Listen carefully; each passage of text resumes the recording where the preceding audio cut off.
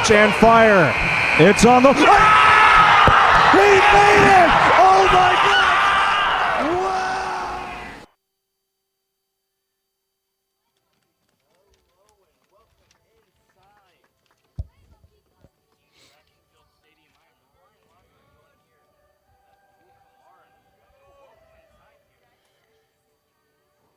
Hey, how you doing, Ryan? Glad to be here, man.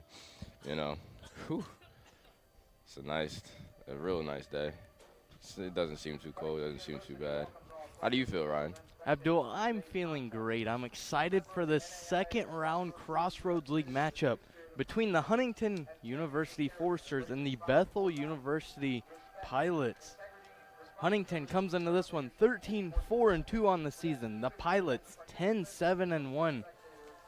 Abdul, both of these teams highly competitive throughout the regular season, throughout the Crossroads League. Both of them right there neck and neck during the Crossroads. Huntington coming out 6-2-1 in the Crossroads League. On the other side of that, Bethel 6-3. But Abdul, Bethel, they're riding a 4-game win streak right now coming into this one. They're playing hot. It's a little cold outside, but they're playing hot right now. But Huntington on their own side, 8-3-1 at home. It's going to be an exciting one. Abdul, let's run through the starting lineups here for both teams before we get into game action. First, for the visiting Bethel University Pilots, mentioned they're 10-7-1 in the season. Starting in goal for them, number 1, Finn Popesco. Number 4, Willen Dos Santos, the sophomore defender. Number 6, Tanner Gibson, the senior defender. Gibson on that all Crossroads League second team last year. Number 7, Gabriel Ferreira, a senior as well. Number 10, Leahy Felix, a junior. Number 13, Ellis Jones, a freshman defender. Number 14, Ralfonso Clearva. Number 18, Isaac Nunes, a senior. Number 20, Elijah Kerr, a senior. Number 22, Sergio Crescenze. And number 23, Jackson Dieno. Now for the home Foresters, Abdul, take us through their lineup. For number 1, we have Gabe Greenfield, goal contender. And number 4, we have Caleb Sexton, the midfielder. Number 5, we have Jake Erlingson, the defender. Number 8, we have Noah Stanford, the midfielder. Number 11, we have Christian Cohen, the front fielder. Number 15, we have Hunter Jackson, the defender. Number 16, we have Stephen Brown, the defender. Number 20, we have Noah Fleming. Number 21, Luke Unger. Mario McLennan, number 23, and Josh Erlingson, number 24. And with that, folks, we're going to be right back with the start of the ball game here. This is FDN Sports.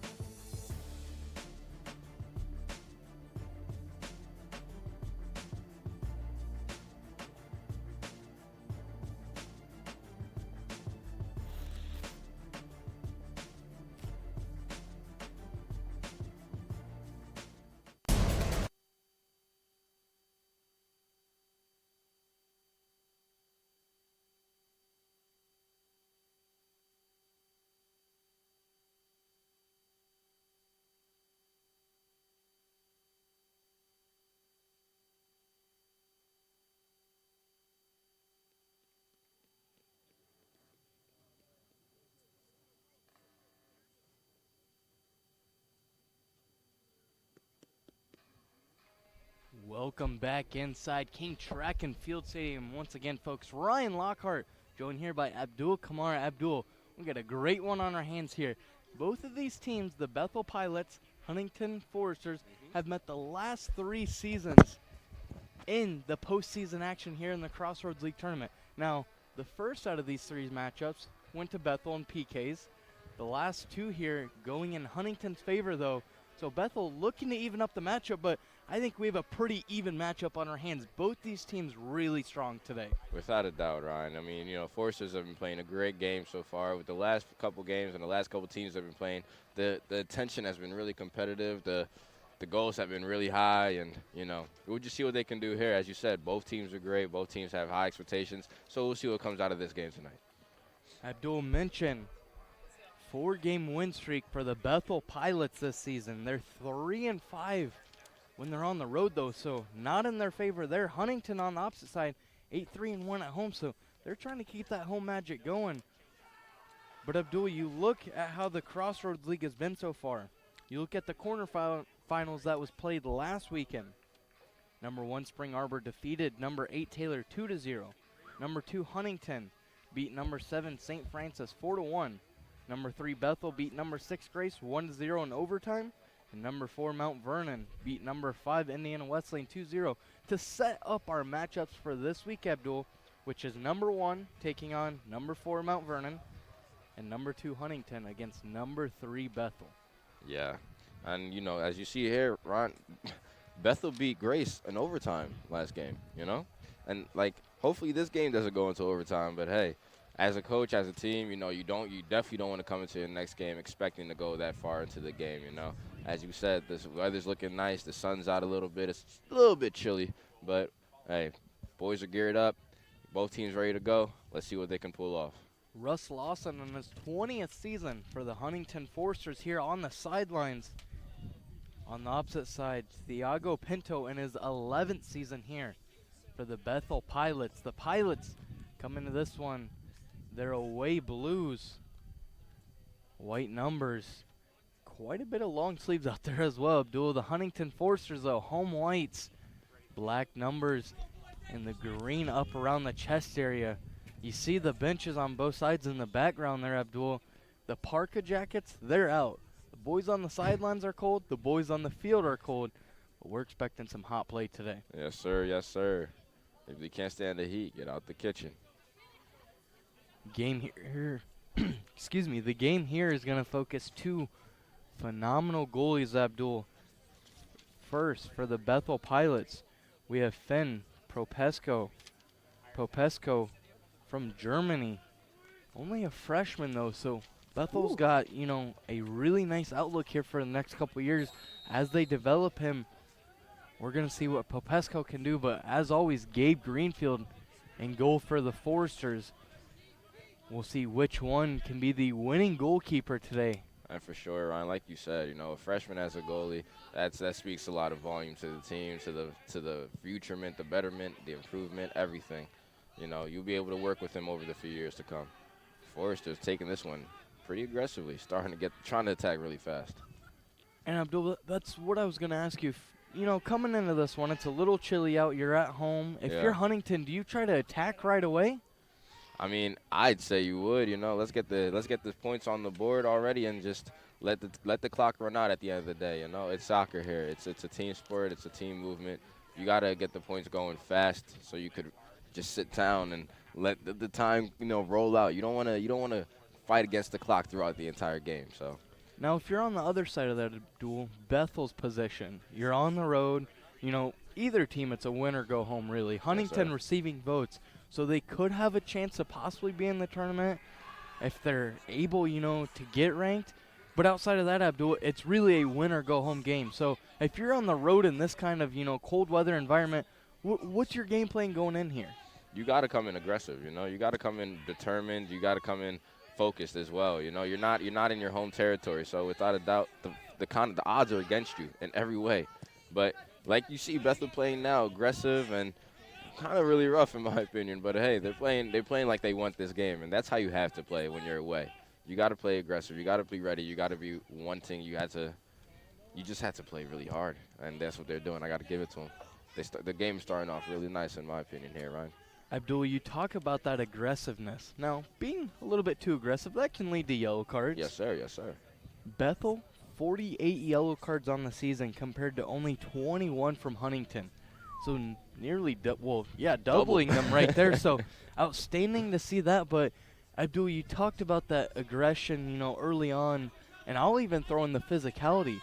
Huntington has done well against teams that try to out-physical them this year. Yes. So I'm interested to see if Bethel, recognizes that and tries to use it to their advantage or tries to kind of go against that. Without a doubt. And you're definitely right, With too much aggression, there could be some problems. Thus, the whole 40-something yellow cards. Now, however, if you use it right and, like you said, physicality, being able to switch, shift your weight, be agile on the field, it's a completely different story. It could all be used to your benefit.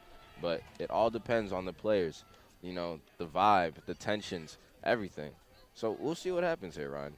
Aggressive play there from Unger and Noah Fleming. That's going to lead to our first corner of the day, Abdul. It's going to be the Foresters and Hunter Jackson taking it here near side to us. And this is something we've seen time and time again, Ryan. This is where the Foresters kind of really make their, Jackson, trademark. the cross into the box, a header there. That's too high. Abdul, the first early look of the day, it was Erlinson that got his head on it, but just too high for him to really put anything on. And Ryan, as Foresters, in my opinion, with Bethel, you can't let the Foresters get going. I've always say this, and look at this replay right here. This corner kick right almost there, just a tad bit too high. Erlinson would have had it if he just, kept the head down just a little bit, got a different spin on it. But, hey, it was a great effort by the boys. And, of course, as I was saying, Ryan, Bethel, you can't let Foresters get going, especially in this type of weather. They play in the cold. They're kind of used to it by now. This is their home. Bethel, you guys got to come in strong. Be ready. You guys got to get going before Foresters get going. And, of course, that's hard to do when you're not home. But if they can do that today, we're going to see a great game. Foul called there on Noah Stanford. That's going to lead to a free kick here. Bethel sends a nice one into the box here. Looked like the Erlinson brothers maybe both got a piece of that one. That ball goes out of bounds, but it's going to be a throw-in for the Pilots. Got to say, that was a smooth free kick there for Bethel. If they had a little bit more blue in that box, it would have been a different story. Header here. Erlinson, though, heads it out. Ball goes right back and is booted high in the sky here. Great headers here from both teams. Ooh. Both of these teams playing the ball in the air quite well. Now Bethel able to get it on the ground. It's Felix near side here. Him and McLennan going back and forth. McLennan not buying and staying tough defensively. Bethel's going to turn the ball over there. McLennan, great job on that back line, though. For sure. I love how the Bethel player there was able to keep that ball in, though it didn't go to his team. Ooh. Ryan, we have a game on our hands tonight. We have a good game on our hands today. Bethel's going to be awarded another one here. Abdul now under 40 minutes. Neither goalie tested up to this point. Bethel, their last free kick was about a yard deeper. Now they'll take this one into the box. McLennan's right there, and he lets that one go by. That's going to be a goal kick now for Gabe Greenfield. Abdul Mario McLennan, a freshman from Toronto, Canada. Yes, sir. Yes, sir, he is. And quite frankly, he's been playing very, very well since he's been getting minutes. Got to give it to him. He plays aggressively. He brings an energy to the field that, his teammates need and his teammates drive for. He's everywhere if you get him going. McLennan, a highly aggressive player, Abdul. We've seen him, sometimes commit a few fouls and, just the way he plays that aggression. But that's a good thing for Coach Russ Lawson's squad because he's able to control it at times. And he's athletic enough to where when he's out of position, he can make up for it. Yes, sir. Yes, sir. And like you say, it's aggression, but at the same time, it's all passion. These boys are out here doing the thing they love to do. They're playing the game that they love to play, that they've been playing for years. It's just as much as aggression, but it's also passion. Noah Stanford now taking the ball up the field. Nice header by Christian to Stanford to set that up. Stanford was looking to go back to Christian, but cut off by that Bethel defense. Abdul, you look at both of these teams and they almost mirror each other. Great goalies, really good back lines, strong midfields, And offensively, I wouldn't say the weak part of both teams, but maybe the weaker part out of those 3 areas, if I could choose one, you know, being that picky guy. For sure. But with that being said, both of these teams almost being identical, the Forsters just having more offensive success. Now one off the crossbar. Sexton couldn't handle that one. Just put a little bit too mustard on it there. Yeah, Unger man. trying to deal with it. He can't get the ball, though. And that's Kerr with it. Kerr's going to send the ball way out of bounds. And they're going to say Unger was the last one to touch that. Abdul Unger was trying to chase the ball down, but just couldn't get there. Couldn't, but he wanted it. He really did want it.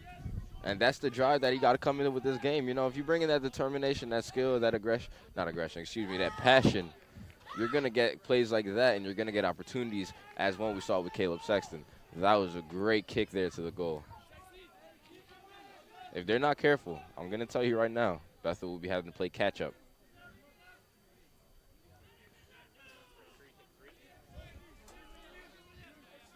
Finn will be the goalie that takes this free kick here.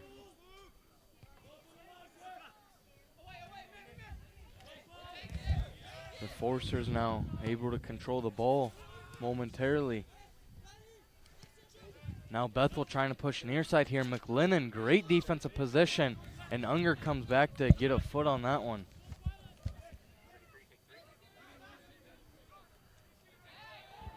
Thrown by the Pilots. McLennan goes down.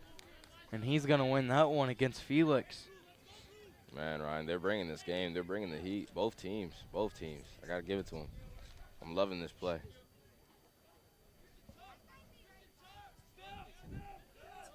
Of course, Forster's now going back to this defensive line. Greenfield out with the kick. Ooh, Stanford with the header. Abdul, I don't know about you, but that sounded like it hurt up here. Listen, I can't do cold weather. So I know this ball striking them is definitely a little, you know, it stings a little bit. They're going to feel that come to Sunday. Abdul, you're from Philly, correct? Yes, sir. Yes, sir. You guys have cold weather there, correct? Hey, listen, but it's always sunny in Philadelphia now. We can't mess around there, man. Like I'm bundled up here now, you know. I cannot imagine what it would be like to have shorts on and just some long sleeves. Nah. Pilots will send this one out of bounds. Again. It'll be McLennan throw in now. Looking to get that ball up the field. Pilots playing a very passionate game today. I'm gonna lean off the word of aggression here, Ryan, just to give the boys the benefit of the doubt, you know. Abdul, you see quite a bit of the guys out there wearing gloves as well. Trying to keep really everything warm out there. Yes, sir. Yes, sir. You can't blame them. I always say, Ryan, I mean, if I'm doing something, you know, it's my hands and my feet that I have to keep warm, and my ears half the time. But unfortunately, they can't really do anything about that. But if your hands are warm, then, hey, you can move a lot better. It makes a huge difference. Oh, we have a free kick now from Caleb Sexton. And we've seen this, another thing. We've seen a lot of this, too, from Forsters. The Forsters run into the box. A nice played ball. Erlinson got on that one. Finn was right there, though. I believe Finn was able to get a hand and punch that one out. But Erlinson, great position on that. I got to give it to him, man. Forsters are attacking. Ryan, this is what you want to see from both teams. I mean, if Bethel's doing the same thing, then, woo, I mean, it's going to be crazy. Nice sunny day out here, but Abdul, the weather, the temperature, I should say, not representing what the sun's bringing us right now. Tell me about it. The sun just needs to probably recharge a little tad more, you know. The clouds kind of blocking it. I mean, hey, it happens.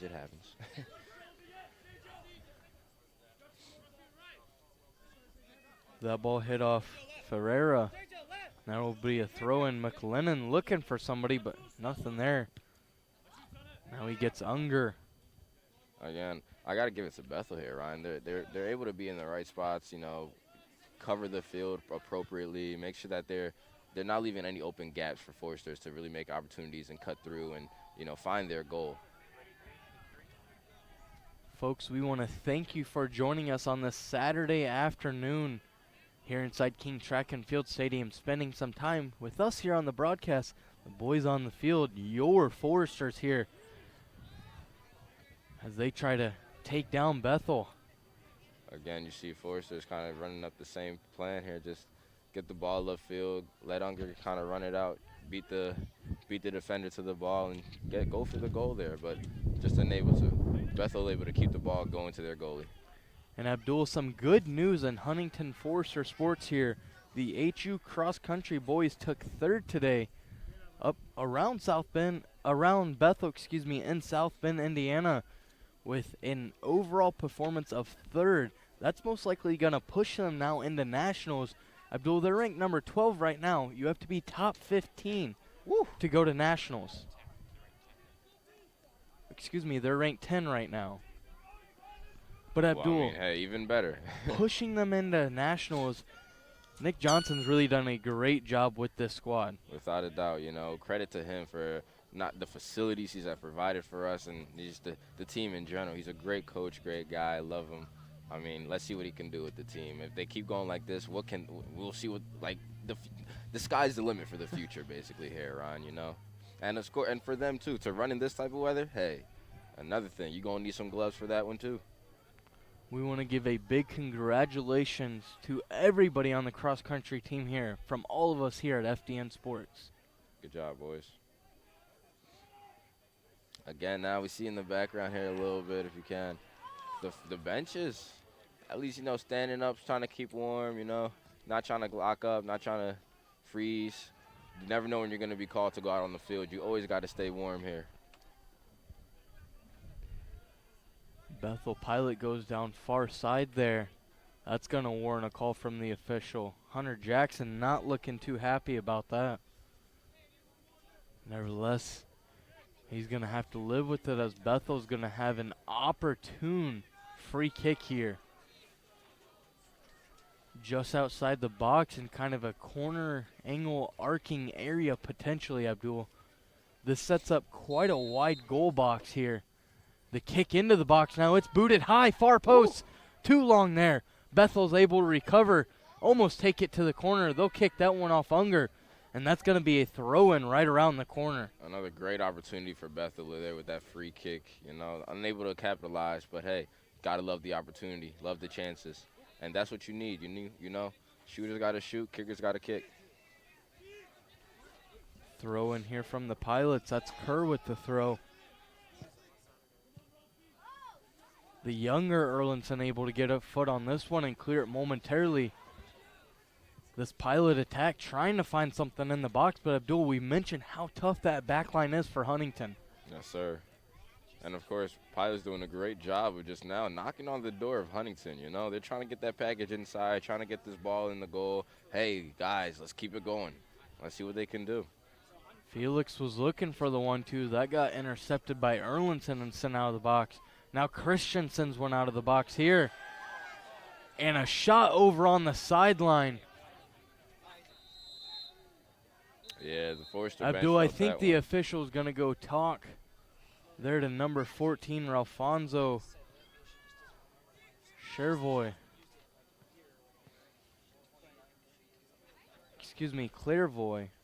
Yeah, Clairvoy there able to, talk out the situation. Ref here now trying to, smooth it out, gel it out, bring down the tensions. Abdul, the reason, I understand why the official stops that. Clairvoy hitting Stanford right around where the track is.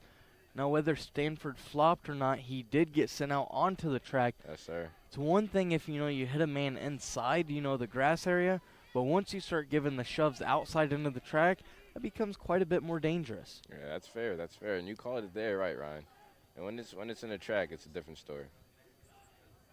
Erlinson, far side right in front of his bench. He clears that one out. Again, both benches here standing up, as you see. They're trying to stay warm. Though the sun is out, hey, you can't let your body freeze up. You can't let yourself get cold. And we talked about this last week as well, Ryan, Hunter Jackson wins the ball there. But Abdul, once again, it goes out of bounds. The Foresters cannot get the ball out of that, midfield offensive or defensive side for them. Felix with it far side, battling with a few forcers. The ball battled around. Header here. Christian can't come up with it. He goes down. That ball's going to escape out of bounds, and it's going to be the forcers that are awarded here. Hunter Jackson's going to get the throw-in. Forster's having a lot of throwing opportunities here, you know. Ball's going out on Bethel. Oh, Bethel able to kick that ball in. Again, just knowing there in the field, the ball's going to go back to Greenfield. Abdul, a slight win here over on Bethel's side of the field for Popesco. Doesn't really have any wind to his left. To his right, it's coming off US 24 a tad bit. To Greenfield's back, he's got nothing to his left, but on his right side, it's blowing in toward the home crowd a little. Yeah, you know, that always makes an effect, honestly. I always thought, ooh, wow, Bethel able to keep that ball there even though he went down. The Pilots have an opportunity here in the box. They shoot a shot. A laser, but that sent way over the crossbar there. That shot by Ferreira. And Abdul, that was a nice look by the Pilots. Yes, yes it was. It was a great look by the Pilots there. I think even Greenfield thought that one was going to go in a little bit. You saw him skyrocket for that one, you know. Bethel doing a great job of just driving that ball in and taking that opportunity there. So, good job to them. Abdul Ferreira able to kind of jump on that ball as it was kind of stopped on the right side of the field momentarily. Now Fleming applying pressure here, but it's going to be the Pilots that send this one out. Bethel controlling the ball offensively the last few minutes here. Now it's going to be the Forcers that have an opportunity. Again, like we said, Ron, you know, you want to keep the ball on that front doorstep. You know, you want to keep knocking at the door, keep pushing, keep aggressive. You know, the more you do that, the harder you come in, the better your chances of scoring are, and that's what they're trying to do here, both sides actually. McLennan able to steal that ball. He finds Sexton, who changes field and sends it too far over. Abdul, I'm a big fan of Sexton, but that pass there just didn't need to be made. Yeah. He had plenty of green grass around him. Plenty, way too much it looked like. And now Greenfield able to just soak that ball up. Got to give it to him.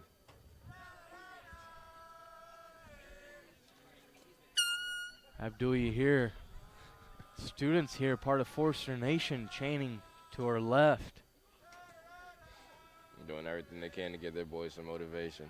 And you got to, you know, in the cold weather like this, you need every motivation you can get. You need every feel. Ooh, like something happened there.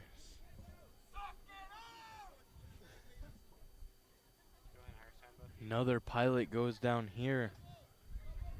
That's number 23, Jackson.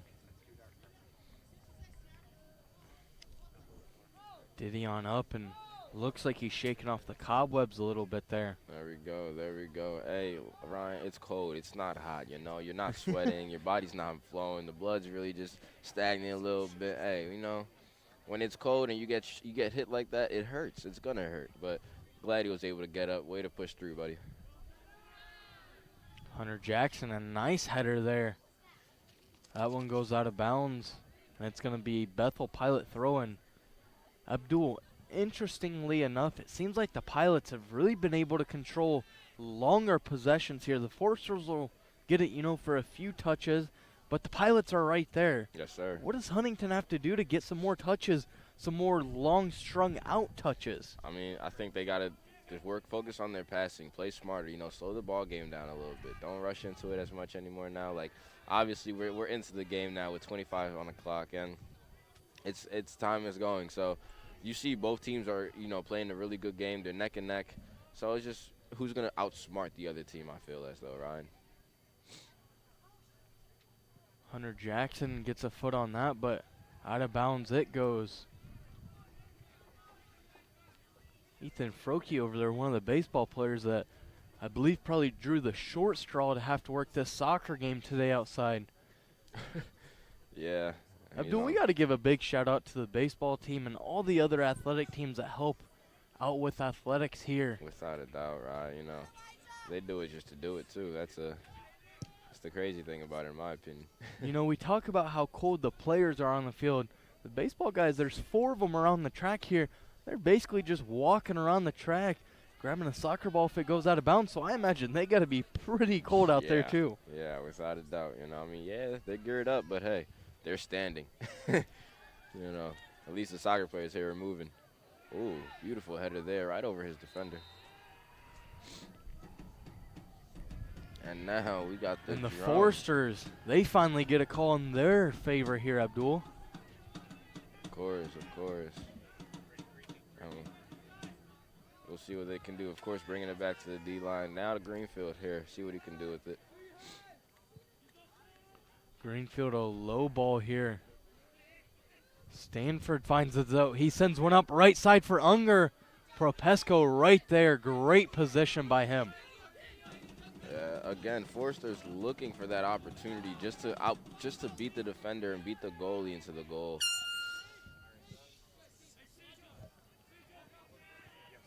Erlinson to Sexton here. That's been a very great connection for Huntington this year. Unger doing his thing, trying to keep that ball on the sides, but just nobody was there with him.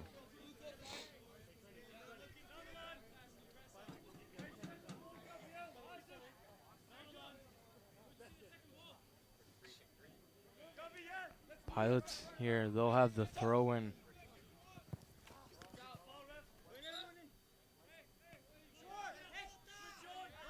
And Abdul, they're going to say that one out of bounds here. It's going to be a throw in. McLennan, the man that takes it.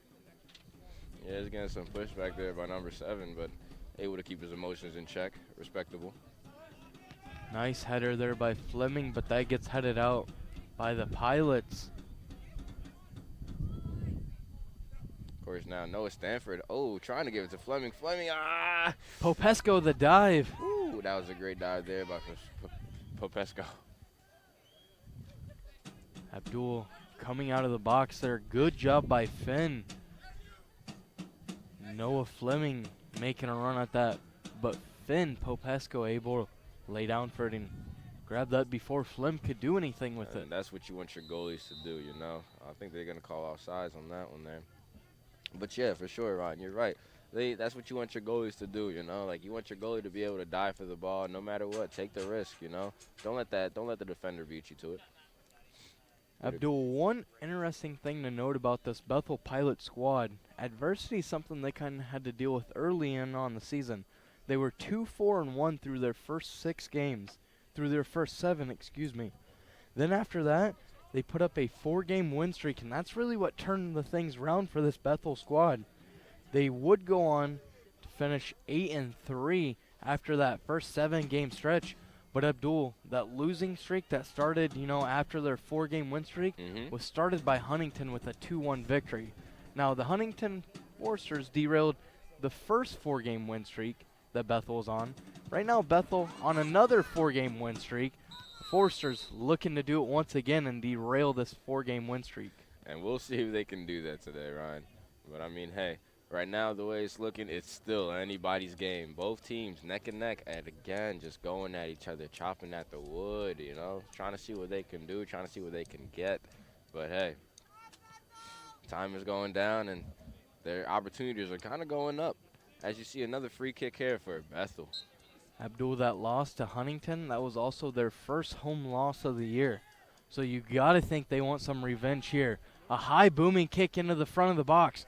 One header here, another one, Huntington with it. Ooh. Pilots, a high bicycle kick here. Erlinson gets a header on it. Now McLennan gets it, and he sends the ball up and far. Smart move there by McLennan, just knowing that, hey, look, it's better to get the ball across the field right now than to try and fight it in our home. The ball reaches back to Popesco, and he helps set up this offense. The Pilots do a good job, Abdul, when they're around that midfield area, to give their wingers runs on really both sides of the field. I think that helps their offense because you can't play them too tight. You got to give a little cushion, but you don't want to give too much cushion because then they got green grass in front of them. Exactly. You're right there, Ryan. You're definitely right on that one. And here you go, another throw in here for the Foresters. Whew. Listen, Ryan, I'm starting to feel it, man. My fingertips are getting a little bit nipsy here. Oof. Abdul, we're not even at halftime yet. What do you mean you're already getting cold here? We still got a lot of great soccer on our hands here. Yes, sir. Yes, sir. You're not lying. But, hey, I know. I'm just saying, if I'm feeling it, I know these players are feeling it. Nobody's been able to break the score barrier yet. Still knotted at 0-0. Under 18.5 here. Both teams have had those looks, though, Abdul. Just can't convert on them. Yeah. And, oh, McLennan there. Able to keep the ball inside. And, again, going up for the right here. Christian Cohen just slides down. Oh. And he doesn't get the call. Though he wanted it, he didn't get it. The rest didn't give it to him. Fans out here blowing their whistles, trying to, you know. So, Abdul, in recent weeks, we've had a cowbell. We've had drums. And now we have an air horn, I believe, over here. Sounds like it. Sounds like it. I mean, you got to get creative, you know. You gotta Hey, get it is creative. postseason play, so Hey. win or go home situations, whatever you Exactly. can do to help out your team. Yes, sir. Yes, sir. Ben Arnold checked in here for Noah Stanford. Reed Burden also into the game for Christian Cohen. The Pilots win this one, and they got numbers running. Yes, they do. But hey, Huntington evens it out 3-3, and Erlinson off and running with it. Pilots quick throw in to Felix. A hard slide tackle there. Felix goes down, no call. And Abdul, from my position up here, that looked like a good slide tackle by Erlinson. He could have been a little early, though, and he could have caught the ankle of Felix. yes, sir. Yes, sir. That Felix was spinning around on that one. He looks like he's able to walk it off, but man, he sold it. Abdul Felix, a key guy on this team, he leads them with 5 assists. He also has 4 goals on this team, tied for second place.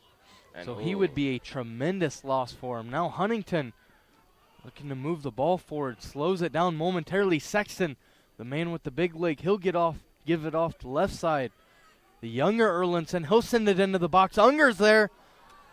But in better Unger. position than Unger could be was Popesco. Popesco doing a great job. And as a freshman, Ryan, we were talking about this in the beginning. As a freshman, being able to have this type of momentum, this type of skill, man, the future is your limit. And look at it here now. You see again, that kick inside just soars through. And if Unger was able to get there, just be in front of Popesco, it would have been different. But hey, great save there by Popesco. Under 16 minutes left in this first half.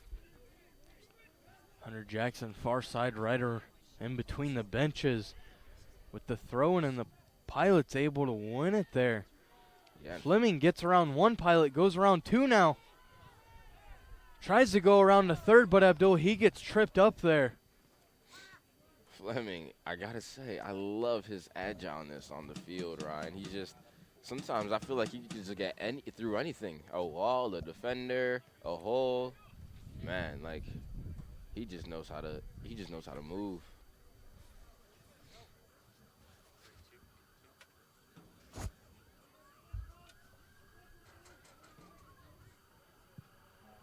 Fleming makes a jump there. The official not going to call it. He was in position to get a block on that. Now McLennan sends it up here near side. Unger not putting on too much pressure, and they're going to play this back to Finn and goal.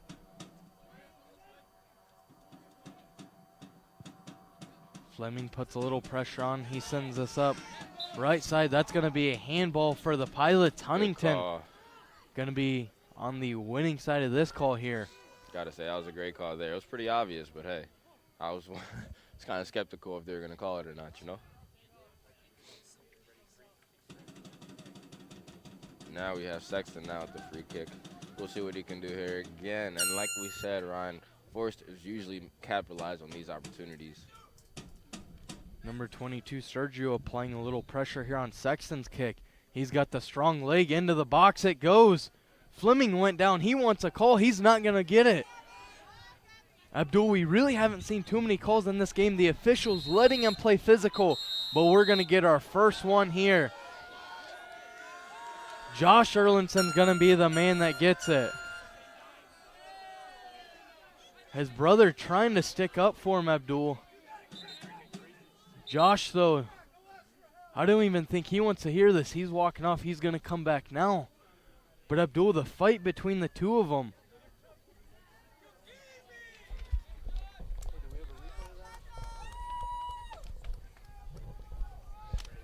Yeah, that's a tough call there for Josh Erlingson.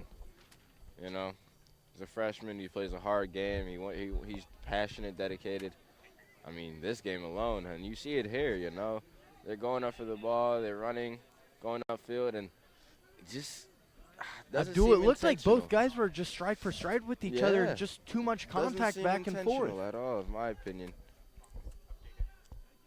But, I mean, hey. The Pilots, they'll have a free kick here. A little chip shot into the front of the box here. The Forsters are there. And that back line sprung once again. Abdul, I believe that was Jake Erlinson that was able to send that header out of the box. He skies up once again over the back of Felix and gets one. Again. Now we're going near side with the ball. McLennan's right there. The Pilots aren't going to be happy because McLennan down there, he's getting physical as well. Dos Santos couldn't handle with McLennan there. And Abdul, these two still going back and forth, and the official's going to stop it here. Abdul, the official, not happy with the elbow. And now we got some pushing and shoving. Abdul, this one not getting good here between the two teams. Of course not. Of course not. And even, this seems great. Greenfield's out here now, too, looking like an official. Abdul, I believe Greenfield being a peacemaker out here. A couple of the Pilots players, you know, just kind of getting back, talking to each other. But McLennan, now Greenfield going to try to help him out. What a course of events here, Abdul. Both of these teams playing physical. McLennan, we saw him kind of go back and forth first with Dos Santos. Yeah, I mean, it wasn't definitely uncalled for. I got to say, sportsmanship's not needed, but that McLennan trying to argue his case here to the fans. I mean, Abdul, I believe the official now trying to sort it out. And Abdul, I believe we could see a few cards here. I'm not sure how the official's going to deal with it, though. It all started between McLennan and Dos Santos. He's going to get a yellow card. They're going to give a yellow card also. I believe Sexton got it. And number 13 for the Pilots, Jones, he's going to get a yellow card. Remember, Jones and Fleming on the other side were going back and forth, Abdul. Now McLennan, he gets a yellow card. It's a yellow for Greenfield, I believe. And Greenfield gets a yellow. I think that's because he come out of the goal trying to be, you know, the peacemaker. I believe that's why he's getting the yellow, if I'm correct, Abdul. And look at this. You see that here, Ryan. You know, Greenfield obviously a leader on the team. Now officials talking to Erlingson, but Greenfield gets the yellow card and he walks away, he accepts it. He understands his place. That's respectable. That says a lot about your team, you know.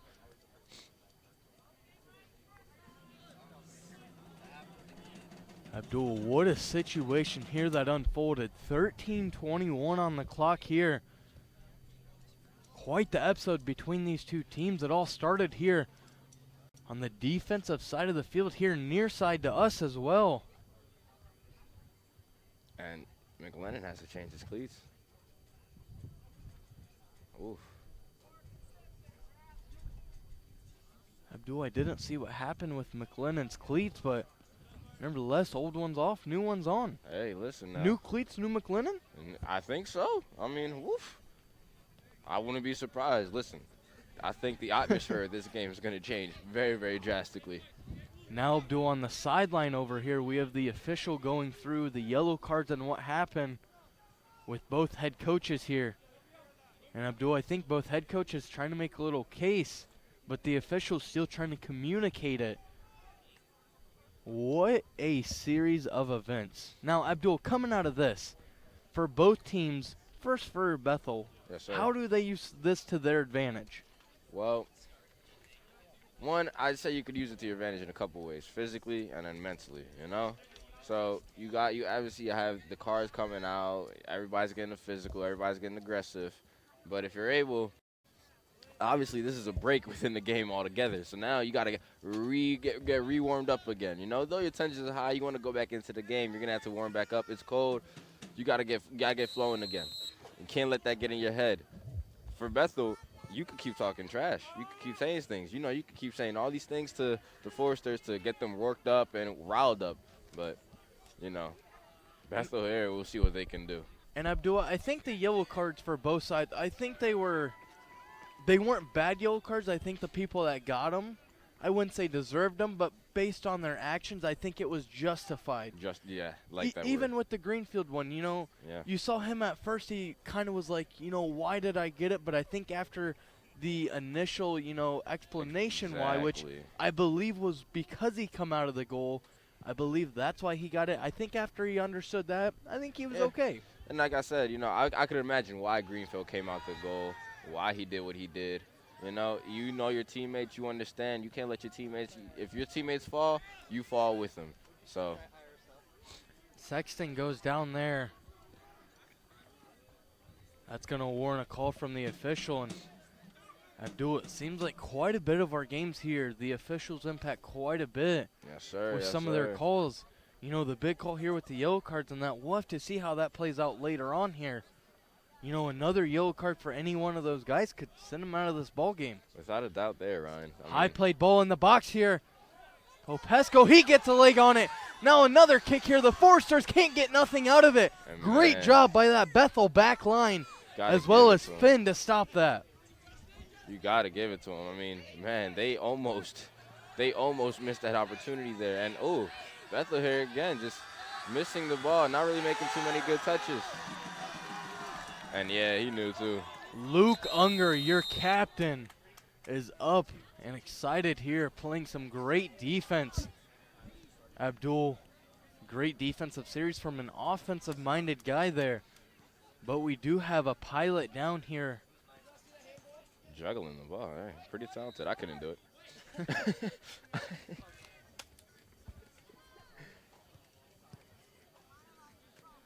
Abdul, we're going to have a stoppage of play here as a Bethel Pilot's down. Can't quite see who it is, but both of these teams here, they're going to get a little break here. And Ryan, just imagine, you know, we've been playing this whole time, you know, like, wow. No score. It's getting down to 10 minutes now. And Abdul, we wouldn't do this game any justice if we didn't mention the offensive Crossroads League Player of the Week this previous week, number 4 for your Huntington Foresters from Jackson, Michigan. Caleb Sexton, the midfielder and a freshman. I mean, hey. Abdul, Caleb Sexton, you see there a stat line this season, 4 goals, 10 assists, 28 shots on goal. Our fast fact, it was his first time winning that Crossroads League Player of the Week. Abdul's stat line to win that, he scored a goal in the 2nd minute of that St. Francis game to get things going. Later assisted on 2 more goals to keep the ball rolling. He's right now currently ranked 19th in the NAI in stats. Without a doubt. I mean, you look at Caleb Sexton, he takes so many shots on the goal. 26, I believe it is. And, man, it's just phenomenal, his play. We saw in the first half, saw earlier in the game, his earlier shot towards the goal, where there, right on the top bar. And if it was just a tad bit lower, that would have went in, and we might be having a different story here. But, hey, I like Caleb Sexton. He's a great guy. I live with him, actually, so he's pretty cool. Abdul, I believe it was Dos Santos that went down there in the back by Finn Popesco. But nevertheless, we'll get back to soccer here. Throw in here coming for the Pilots. Ball gets sent right back to Kerr, the man who threw it in. Oh. And now McLennan now with the throw-in.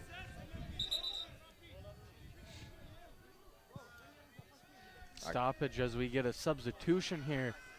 Luke Unger, he'll take his seat here. Is number 7 for your Huntington Forcers. Valde Konik, the junior midfielder from France, is in the ball game, Abdul. You know, I think he's the quickest player on their field, honestly. He's such a small guy, but man, can he get around his defenders? If you let him have open field, whew. Abdul, I'm a big fan of the Michigan Wolverines college. You know, football and basketball. One of the things they say for football, their motto this year has been speed and space. Yes. Val's one of those people, and you talked about how quick he is. That the first thing that came to mind to me, how quick he is in a little amount of space. Yes. It's really great to watch. Now a ball in. Nobody's able to get a foot on it here. Fleming stops it momentarily. He has his foot hit. He goes down. Now we're running the other way here. Far side of the field. It's the Pilots with it. Ferreira on the far side. Right on his heels, though, it's Erlinson. Erlinson able to get the ball from him. And, of course, the rest say it was a clean Erlinson run goes there. down after a hard slide tackle there. And Erlinson chasing down Ferreira for the Pilots and able to get the ball from him. Abdul, great job by the captain.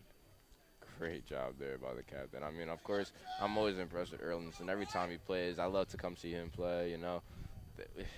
He brings so much to the Forester roster. Abdul, I think if Coach Lawson could have about 11 Jake Erlinsons on the grass at one time, I think he would be very happy with that. The 1-2 here for the Pilots. Felix far side, he's looking for some help. He's got Erlinson. That's dangerous to try to tempt him. Now he goes inside on Erlinson. Erlinson, the slide tackle. No call there. Felix goes down again. I think it was clean. In my opinion, that was all ball, it looked like. Great slide tackle there by Erlinson. And you were right. You can't tempt Erlinson. You can't tempt him. He's an All-American. Abdul, Erlinson's had a couple really nice slide tackles today. We're going to have to add that one to the list there. Come on now.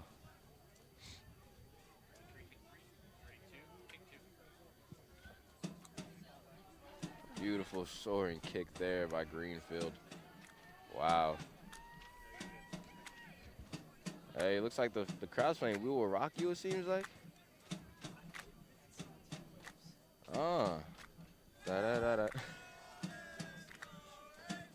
Abdul, it's nice to see this crowd starting to get up. We know, that kind of energy, what that can pay off for the guys on the pitch. Yes, sir. Yes, sir. You're not lying there, Ryan. I mean, like I said, when it's cold like this and, tensions are high like this, it's 8 minutes in and no one's scored yet, man, that gives you so much motivation. It makes you determined.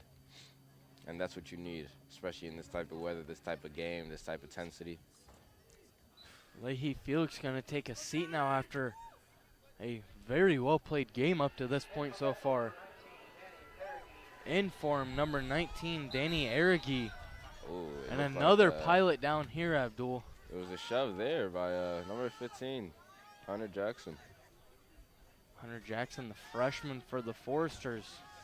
Not really sure what happened there. I don't know if it was intentional or not, but.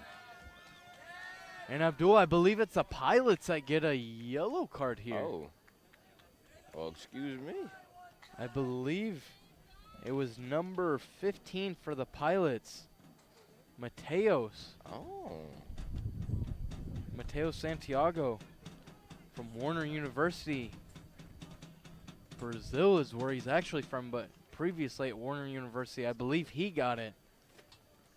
Now, Abdul, we obviously don't get, the explanation like head coach over there, Pinto, is, but Abdul, did you see anything on that? And if so, what was it? I mean, it looked like Bethel went down, however, but Hunter Jackson, he kind of turned around like it wasn't really my fault. What's going on here? So I don't know. It just seemed like a flop if that's the case. And I guess the ref's not really messing around with that today. So the ref means business, and I can't blame him. Abdul, I mentioned it once. Coming into this game, Bethel, 48 yellow cards. The Foresters, 21. Now, that was an interesting stat when I first said it. Yes. After the little episode we kind of had in front of us and a few more since then, Josh Erlinson's got one. Now Santiago with one. Abdul, the Pilots up over 50 now. I don't know what the official count is at halftime. We'll get the stats from it, and we'll be able to see. But what a ball game this has been so far. Adversity both of these teams have had to deal with. Yes, sir. Yes, sir. I mean, hey, the sun is out. So, I mean, that's a good note.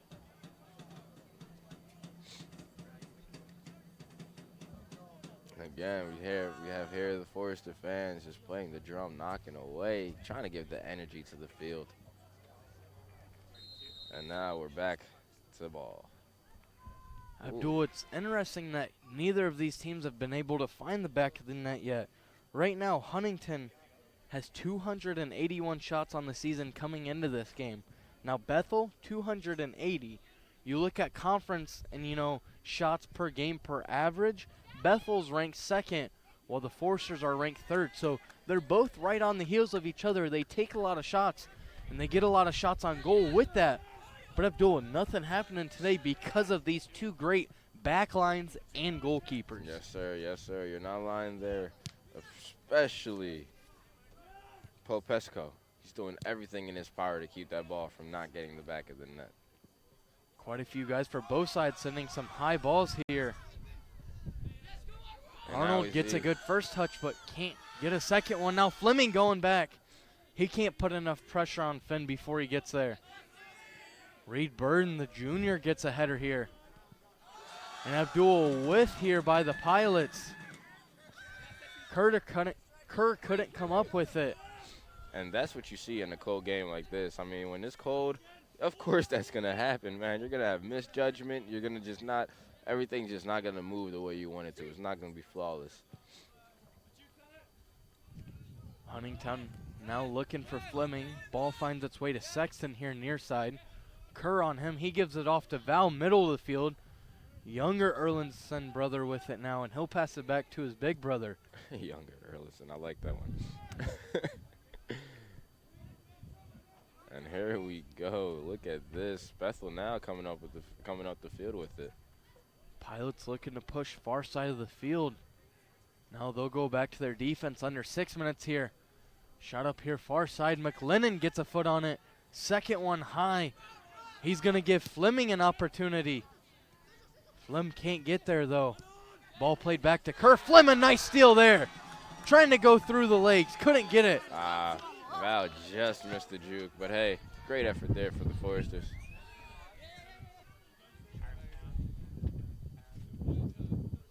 Abdul, the sun coming out here. I would like to say it's warming it up, but it's really not. Sexton playing aggressive for a midfielder here. A midfielder and a freshman, Abdul. Ball far side of the field, cross back inside. And Erlinson, the header off that gets quite a few oohs and ahs from the crowd. From our angle, it looked like that was going back to the goal there. It did. So I think that's why the oohs and ahs were there. It did. Definitely did. I mean, listen, I look at Erlinson and I see him play and I say, wow, like I know you're not supposed to use every limb, you know, in soccer here. And ooh, corner kick. But you're not supposed to use every limb in soccer here, of course not. But man, do I feel like Erlinson, every single chance he gets, it's touching every part of his body. His head, his body, his legs. Man, I wouldn't even be surprised if it's a handball, but easy. I got to say, though, Erlinson is a very impressive player, and he does everything in his power to get that ball out the net. He could be a goalie himself.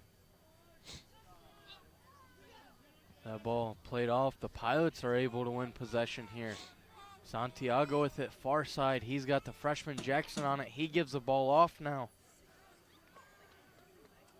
Clearvoy's going to have that one go out of bounds, deflected off of Forster there. Folks, we're now under 4 minutes here left in this first half. Honestly, Ryan, and as for both teams, oh, Ben Arnold there just, and they get the call. They wanted it, and they got it. Coach Lawson with a little tap there to the official. And now you see, like, both teams rushing. They're not wasting any more time. You know, they realize time is really not their friend in the situation so far. Abdul, a goal here by either team is a huge momentum boost. going into halftime, let alone that second half, and that could really be what your team needs to get it going. Without a doubt, but, you know, like you said, with both such good goalies, good teams, it's going to be hard. It's going to be challenging. And now you see Val just, man, moving so quick. Ball played far side of the field, found its way all the way over there, Abdul. Pilots can't get ahead on this. Kerr has it, though. He's going to send one in the box. Header off there. Stevie Brown able to get that one out. And Josh Erlinson was over there, but getting boxed out by Santiago. Santiago doing a great job to box him out there. That was a really wise thing to do. Let the Bethel get that throw in. Pilots with it far side. 2.5 minutes here. Ooh. The 1-2 not there. Reed Byrne got a now. foot on the ball. Now Fleming has an opportunity. He makes a collision. That ball skied high, out of bounds. Fleming able to get back up there. Nice. That collision looked a little bit too hard for my comfort. I mean, hey, I would have had to lay down just a tad bit there just to say, hey, coach, I'll be up soon. Just let me warm up. Abdul, that ground's pretty cold, though, so I don't know how long you would want to lay down out there. You're not lying about that one. I didn't think about that. See, I have a coat on right now. The ball's going to be awarded to the Forsters here as they take this throw in. They play it back to their defense. Their offensive defense, Jake Erlinson, we should say, Abdul. Down goes Fleming. Ball played around by a few guys. The Pilots calling for a handball. They're not going to win that one. Yeah, that horn gets me too. You know, it gets me too. Abdul, I see you jump just a little bit, I think, every time I hear it go off. I forget it's in the crowd, and then I hear it, and I'm like, oh, wait, that's not a ref.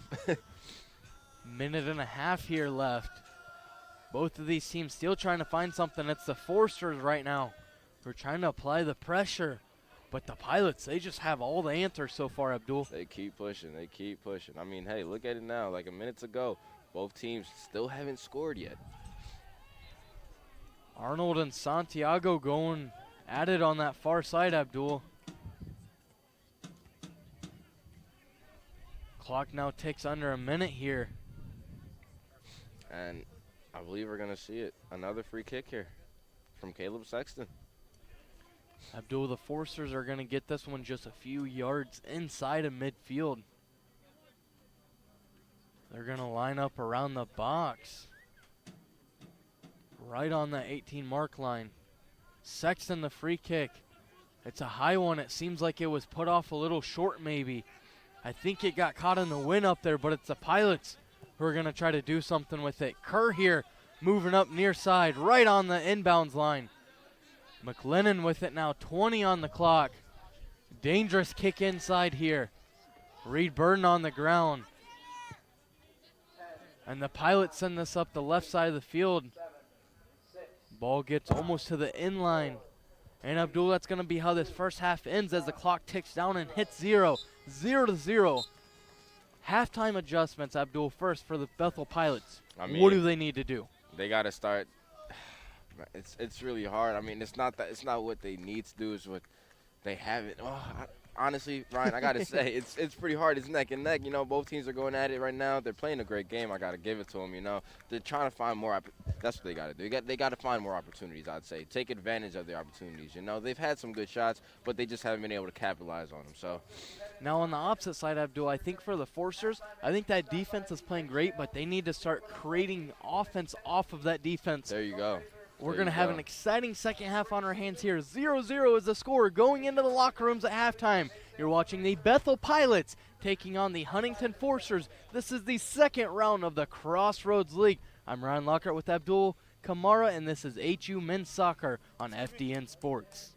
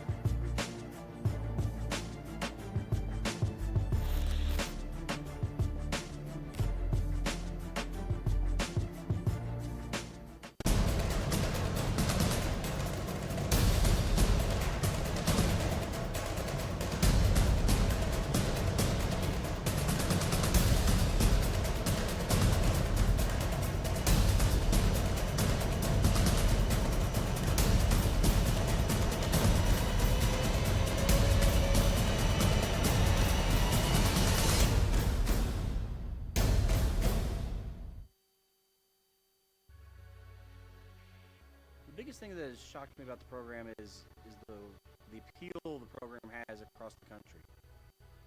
We recruit kids and get kids from all over. We've had kids from Florida, Maryland, Hawaii, California, Washington. We've got several recruits coming up from Texas and Louisiana. Men's team, women's team, it doesn't matter. Everybody is really a close-knit type group. If they do fall behind in classes, they absolutely have to come to us, find them tutors, we'll find somebody on the team that can help them with classes, and we will make any and all necessary things and adjustments for them to catch up on their studies. Any player that's gone through this program in the past is just as much part of our family group now as they were when they bowled. And that's something that's really special and different about our program from a lot of other programs.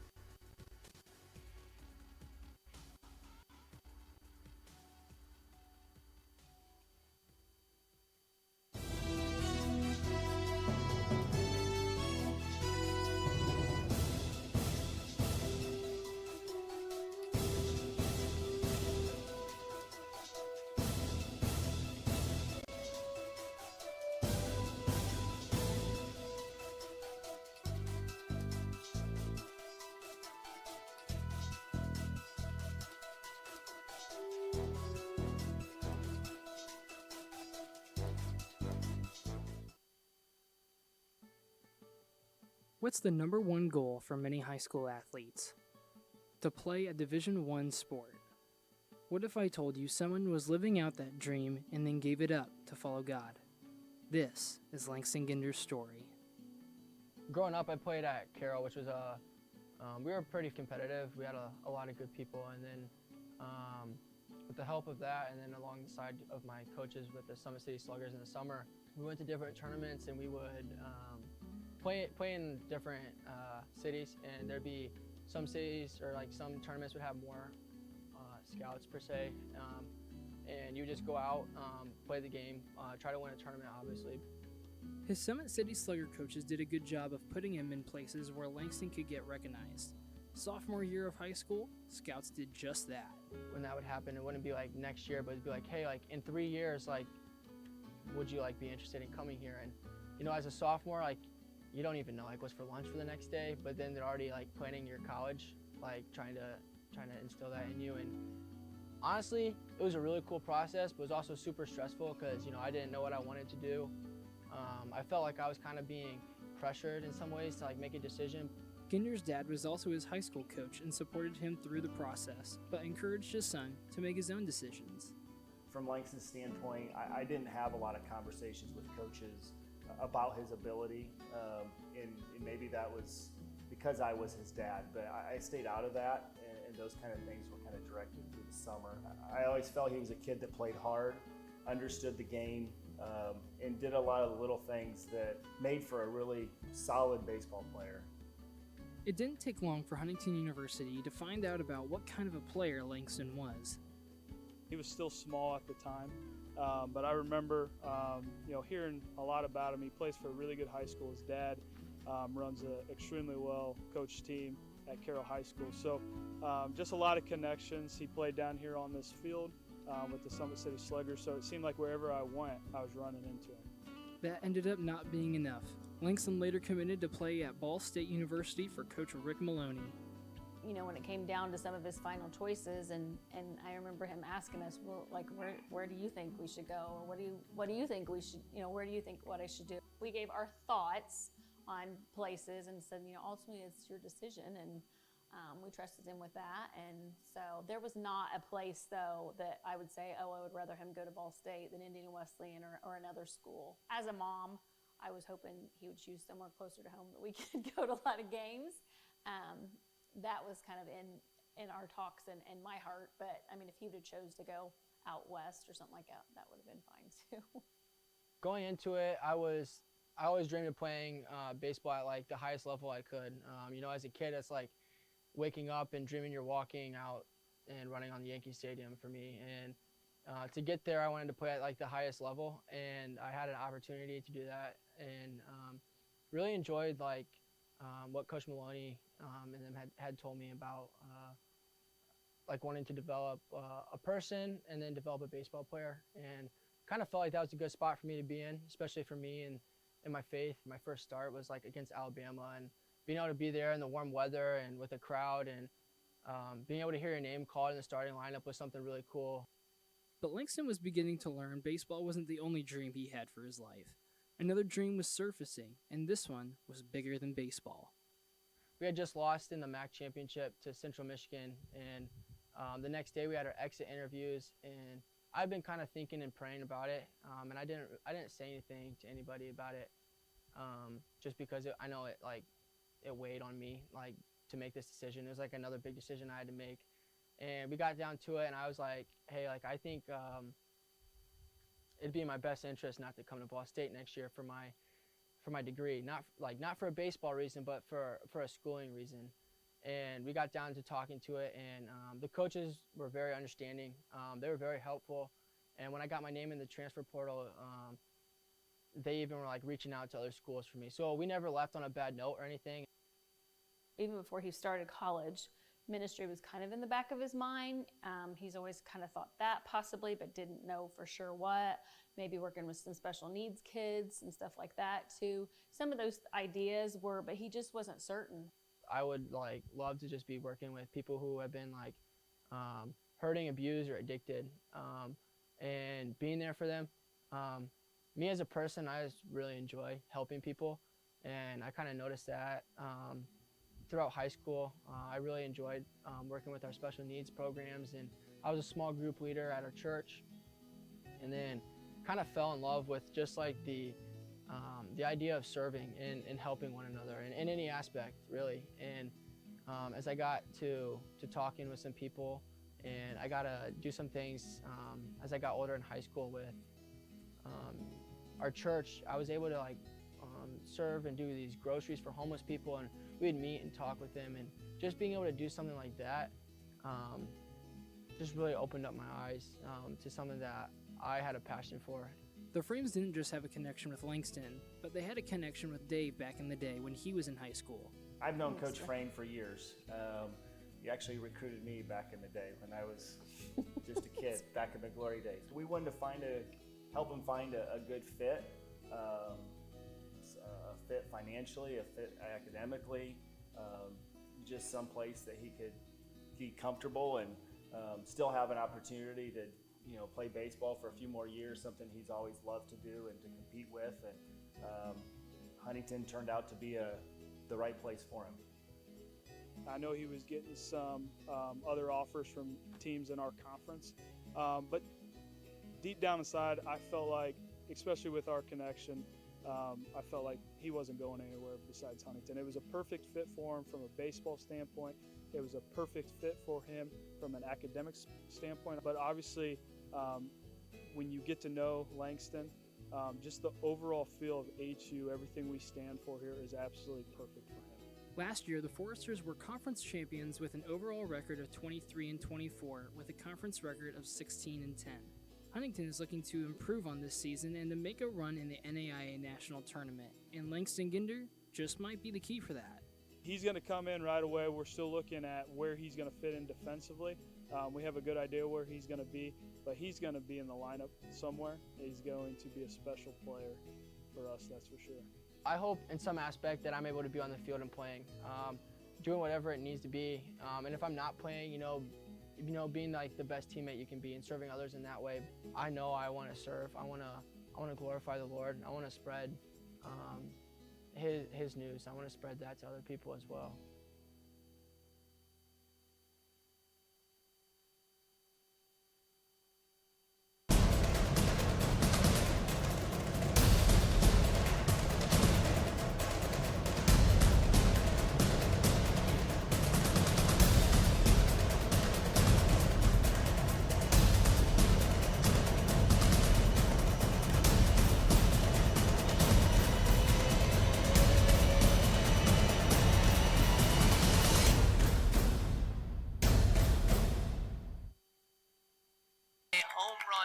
right fielder Adrian Perez. Perez started playing baseball at a young age where he fell in love with the sport. Then, when he made it to high school, everything changed. When I was a junior, this guy saw me in Florida playing, and he asked me if I want to stay in Florida for better education and find like a scholarship or something in the USA. This was an offer that Perez and his parents didn't see coming, but there was another curveball on its way. In that year, my mom got cancer. When that happened, she talked to me and said, "Oh, do you dream? Like go follow your dream. I'm gonna be fine." So he listened to his mom and started playing for the Iowa Lake Community College Lakers in 2015. That's when he earned the nickname Big Shot. But in the midst of his great success with the Lakers, I hurt my hamstring in a scout day in Iowa Lakes. Perez returned to Puerto Rico for therapy in December 2017. After weeks of therapy, he walked his mom through her final days. My mom passed away after 2 years. To honor his mother and follow their dreams of going pro, Perez returned back to the U.S. At that point, I got hurt, and all the school again is NAIA, but I don't want to talk to nobody. And that frame, Coach Frenson, he called me over and over and over. But all the school, the NAIA just sent me over. He was the only one he want to talk to me. So I told him, I can play baseball right now. I just trying to rehab and everything. I said, he don't matter. I'm going to give you a good offer so you can come to Huntington University and play here, and we're going to take care about the hamstring and everything. He offered me the offer, and I didn't even call my dad. I said, okay. So Perez and the Forsters made it official. I signed, called my dad, tell me I think I made the right decision. While at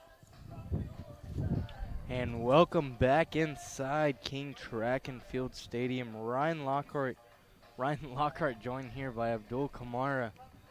And Abdul, we had quite the entertaining first half here from both of these teams. A lot of defense, not a lot of offense though. Yes, sir. Yes, sir, we did, Ryan. We definitely did. Like you said, both teams, they would have played really good defense and therefore not really scoring as much. And if they're able to utilize their defense and turn into offense, it would have been a different story. But we had a couple of mismatches and a couple of things going back, and it was really crazy. But, you know, we'll see what happens in there in the second half, and we'll see what they can do. And Abdul, as we take a look into the stats, most, I think, interesting, I don't know what quite word I want to say. There was no saves in that first half from either goalie. We talked about how big, how good these goalies are. Abdul, none of them registered a save in that first half. Finn Propesco on the Bethel side gave Greenfield for the Forsters. A little interesting to see that. But Abdul, they haven't had to have those looks because these back lines in the midfield have controlled the ball so well for both teams. Yes, they have, Ryan. Like you said, the back lines and midfielders doing their job. You know, just able to take the spot of the goalie on the field almost. You know, just like you said, the defensive play for both teams is just outstanding. But they're not able to turn it to offense. So we'll see what they can do here. Abdul, one shot in the first half for the Bethel Pilots. That, Gabriel Ferreira. On the other side, for the Forsters, the 1-2 combo, of course, the two men taking 2 shots. Jake Erlinson, 1 shot. Caleb Sexton. They've been the answer all year for the Forsters, Abdul. Now, nothing coming out of what they had in the first half, but what do those two guys need to do in the second half to get the Forsters in the back of the net? They got to keep consistent, you know. You just got to keep shooting, got to keep taking those chances, keep taking those opportunities. At some point, the ball is going to fall. So, you know, if you keep going at it, you keep kicking, you're going to make it. But if you stop and you kind of just play a lackadaisical game, then, of course, you're not going to really have that opportunity to come back at you. So, Abdul, as this second half is about to start, the sun is out and as bright as ever. Yes, sir. Reminds me of Philadelphia. Always sunny in Philadelphia, right? Always sunny in Philadelphia. Now, Abdul, that first half we talked about how the fouls were so key in it. 8 fouls to 10 fouls in favor of Huntington. Huntington having 10. Now, if you're the Forsters, you don't want to see that. Now a shot here, slowly on the ground here by the Pilots. They can't get that to convert. But Abdul, the Pilots coming out and aggressively going after the Foresters. Like you said, Ryan, aggressively going. That was some luck there for the Foresters there, just able to keep that ball out of the goal with a header. And we'll see the throw-in now with Bethel. And, of course, again, that was a beautiful save there by What a Greenfield. save. Whoa. Definitely looked like it was off just a tad bit, but he was still able to hold the ball and secure it down for his team. Great save there by Greenfield. Abdul, we're going to take a look at this replay. A shot in here. Greenfield, quick, cat-like instincts, and he was right there. He was. A great play on the ball. Woo. And like you said, Ryan, both just great goalies for both teams. We'll see what they can do here. Now Forster's trying to take it to their doorstep. Abdul mentioned 18 combined fouls in that first half. Numerous yellow cards given out. You know, the little scuffle and a couple other calls. For sure. Do you think these teams try to play a cleaner second half, or is that something you don't necessarily worry about? You just let your game dictate how you play? I mean, I'd say, you know, as a spectator, you would want to see them play cleaner in the second half, but as well, you know, being on the field, I think it's just a matter of your game, you know, your call, your how you feel. So we'll see what happens, honestly, Ryan. We'll see what happens. I don't think both teams are going to back down at all, though. I really don't. I think they'll keep pushing, they'll keep coming, they'll keep playing. So, all in today's game. Abdul, both these teams have come out aggressive so far, but the midfield for both of them just so good at not allowing the ball to move too much. You see the Pilots trying to press a little bit. Now the ball gets through.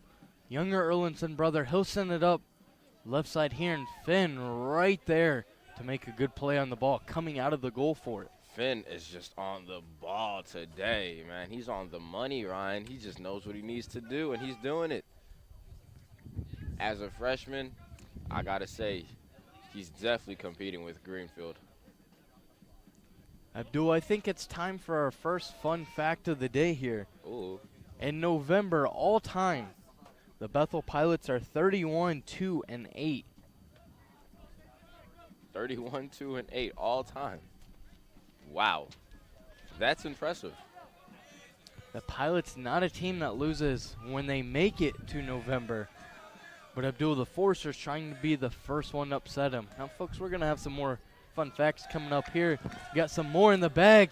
Unger trying to make a run. That ball gets pushed too far out for him. Yeah, just and Abdul, Unger just hasn't been on the same page. Now this one played on the ground. Finn was out of goal. That was dangerous there. But an opportunity definitely to capitalize on. Now Sexton, he gets a touch pass up to Unger. No offside call. Unger fell down as he sent that pass. Unger definitely And shined. Abdul, now the Bethel Pilots starting to turn it in favor of their offense. But once again, Jake Erlinson there to slow it. Again, you see now Forester starting to use their back line again just to slow down the ball, control the tempo, but Bethel able to intercept it. Jackson trying to get around Hunter Jackson. No offside call there. Felix on the ground. Erlinson right there. Erlinson's been able to win that battle so far today, Doing as he does everything yet in his again. power. And now we have Mikkel Lennon again just trying to take it up here, but we'll see what Foresters can do. Man, this has been a great game, Ryan. I got to say, great tension, great skill level. Great cold atmosphere, weather. Great cold weather, yeah, just to, you know, add a little to the game. But it's definitely all here. It's all here. Neck and neck, 40 minutes on the clock. We'll see what the teams could do. Abdul, this Bethel Pilots team, they have 8 Crossroads League Tournament titles from 99 to 04. They won them all there. Felix Erlinson once again. And now Erlinson's going to get called for that. And from our viewpoint, I think I'm okay with that call there. A physical battle between the two, but Erlinson just throwing his arms a little bit too much, and that's eventually what got him there. Yeah, it happens. It happens. I mean, glad, you know, players able to get up and keep walking it off. But, again, all in a day's game. Free kick here for Bethel. Dangerous viewpoint here for this free kick.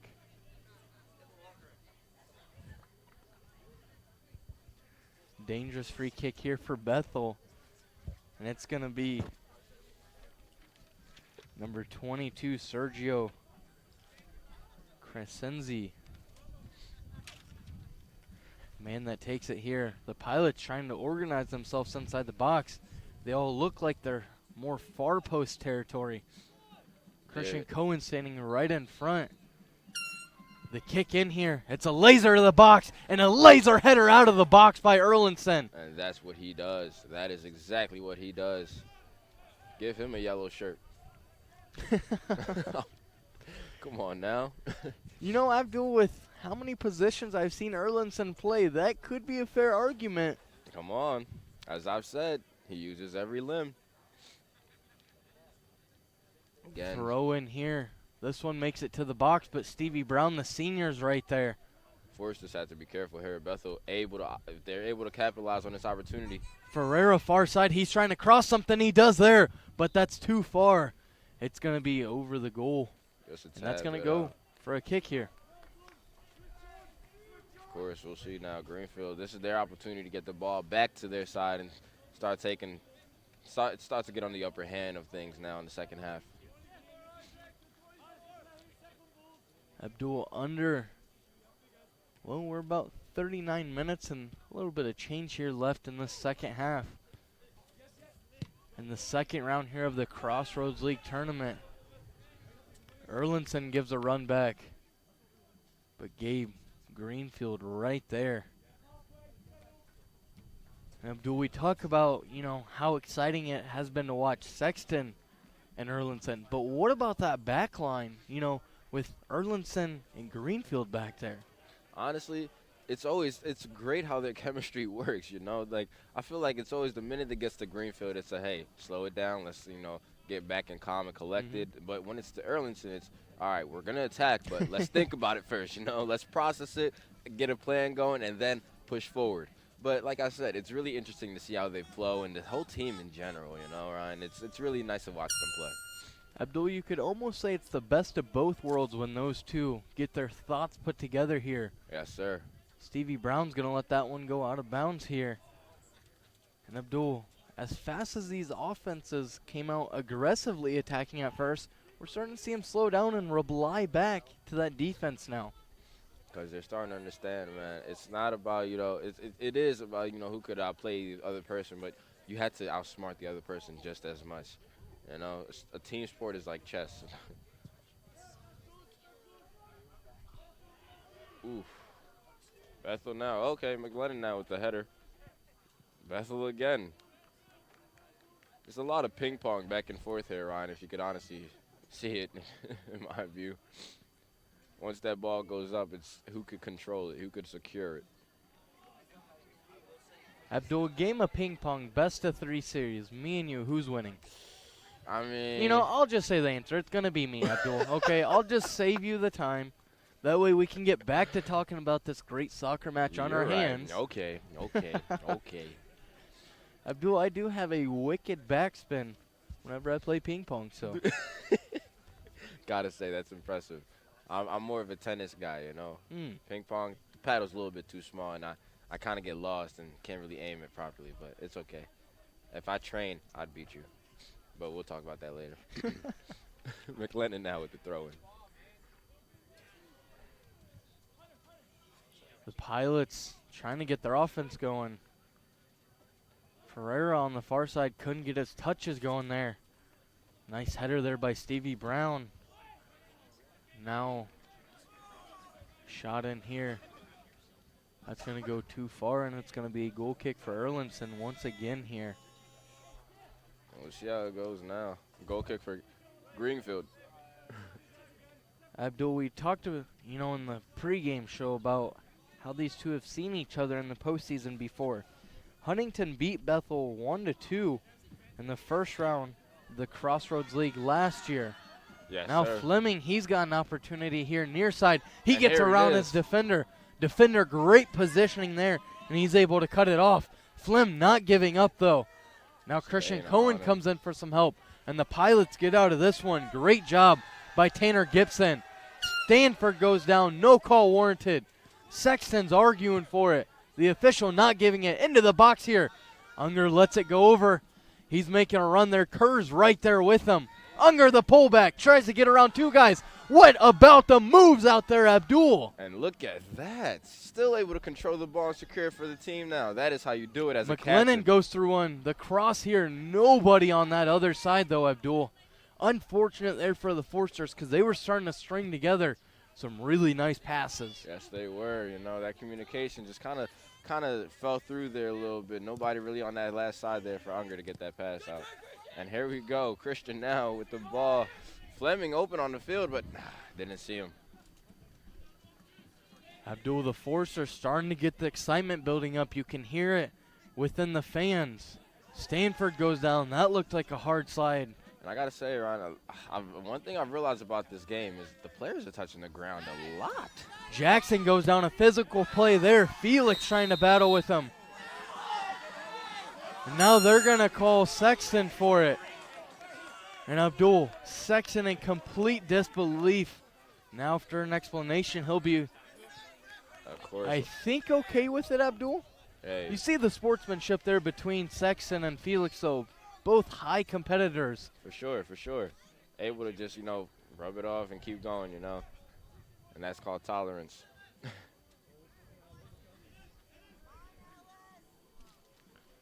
Abdul, we should note, Jose Barquin, the leading goal scorer for the Pilots, not playing today.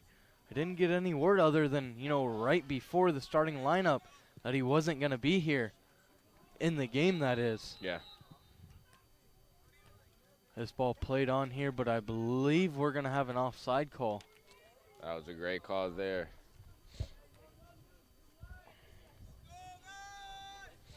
Now Greenfield here with the open kick. Abdul, back to, this little rivalry that started to develop here between these two in the postseason, though. Huntington won last year 2-1 in the first round of the Crossroads League Tournament. Before that, Huntington beat them in 2017 2-0 in the first round as well.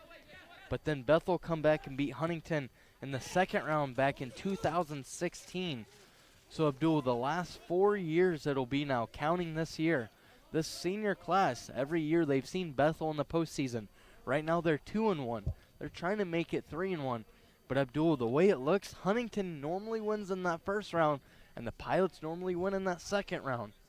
We're in the second round now, Abdul, so that's, a little fearing to say. But Abdul, the way these two have played so far, I don't know which team really would have the edge up to this point. Yeah, you're definitely right. I mean, like you said, Ryan, the way they've been playing so far, it's really anybody's game, You can't really tell about anything or what's going to happen or how it's going to go. And we'll see what happens here. Foul called here. Once again, this one awarded in Bethel's favor.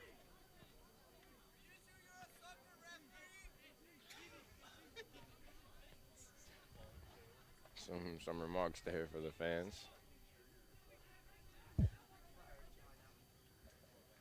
Once again, we're going to see number 22, Sergio, the freshman from Italy. Abdul, you ever been to Italy? Not yet. Ball into the goal here. Big punch out there by Greenfield. Another opportunity, though. Greenfield right into the bread basket. Beautiful. Off a one hop tuck. it goes. Now Greenfield sends this one out looking for McLennan, but finds the bench instead. That's a hard one, too. That was a moving target there for him. But I got to say, great kick overall. Some substitutions here as we see Felix take a seat. And Abdul, I just mentioned him, Jose Barquin. Hasn't played up to this point. Now he'll get his first minutes of the day here. And Abdul, that is dangerous. Barquin right now leading this team with 7 goals on the season. Also has 5 assists. So he knows how to facilitate the ball. Also got 19 points on the season. He could be a big difference maker for this squad. Yeah, and I mean, look, there's a lot of time on the clock, about 30 minutes left, and he hasn't played all game, like you said. And, I wouldn't say he's not warmed up, but he's definitely not to the level that these players are at right now. So it's gonna take some time. I'll be surprised if he scores in the first 2 minutes of his time here.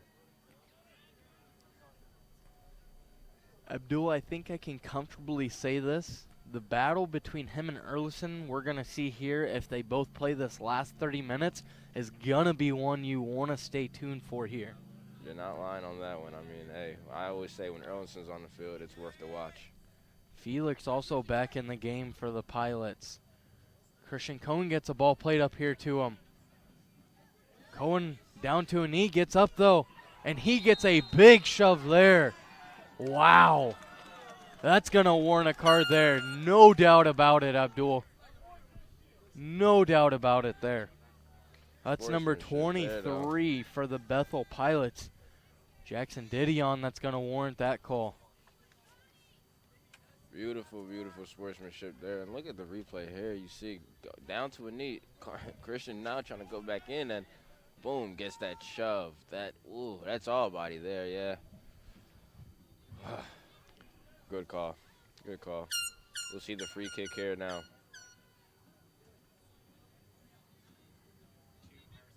Abdul, the Forcers here now trying to argue that the spot was up closer here. I think the official making sure it's in the right spot, though. Got to. I mean, hey, that's not a bad argument. You mean, good try. Looks like it's going to be Jake Erlinson as well as number 4, Caleb Sexton, that are going to be back to take this. Both men take their steps back. A 4-man wall from the Pilots. Could be this the first time we see him tested here inside the goal and a save. The Pilots come up strong here. They come up big.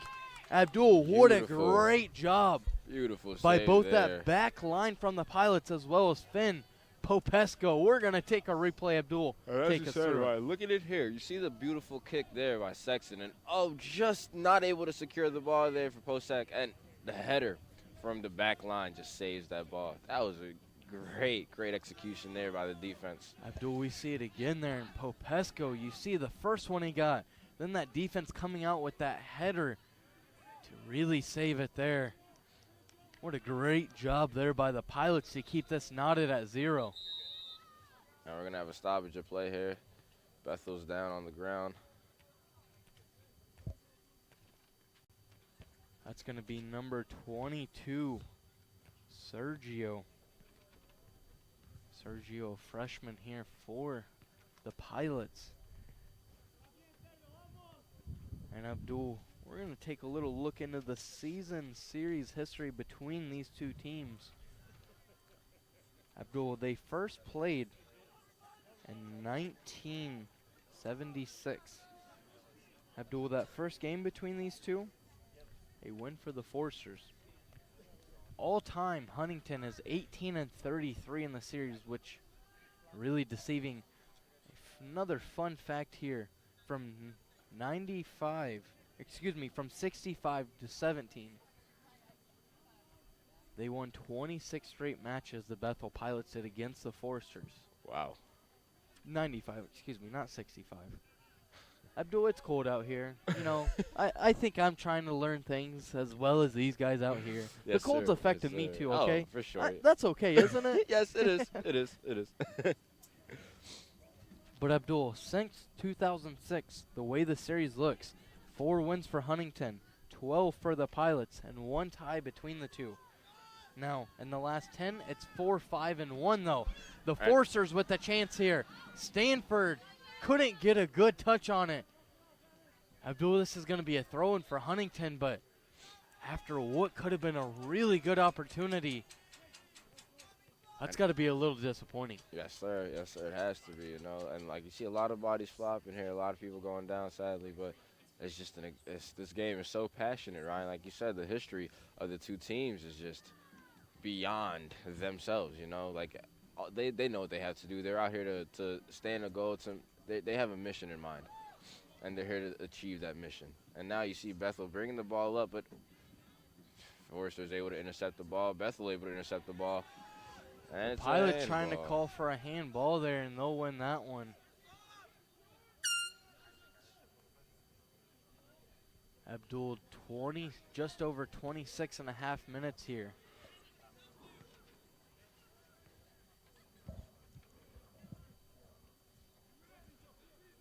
And this one now played into the box here. The Forcers get it out. Header back into the box here. Felix with it, but Erlinson the header out. Again, ping pong. Abdul, about back 2 and or 3 forth. guys really just going back there. Yeah, I mean, like I said, Ryan, they beat your ping pong record. I know that much. But, hey, over the back there. Sexton goes up. He's going to be called for that one. And Abdul, the Pilot, trying to push the ball here. I don't think anybody was ready for that other than just a few Pilots, though, so they'll have to reset here. And here we go, another Pilot's opportunity to score. And Abdul, every time the Pilots get a free kick here, it's always in great position. This one played into the box here. Erlinson the header. And he cleans it up here momentarily for this Forster squad. Like you said, Ryan, in the earlier half, you said, you know, it's the defense that they're doing. They're playing good defense, but man, they need to turn them into offense, you know?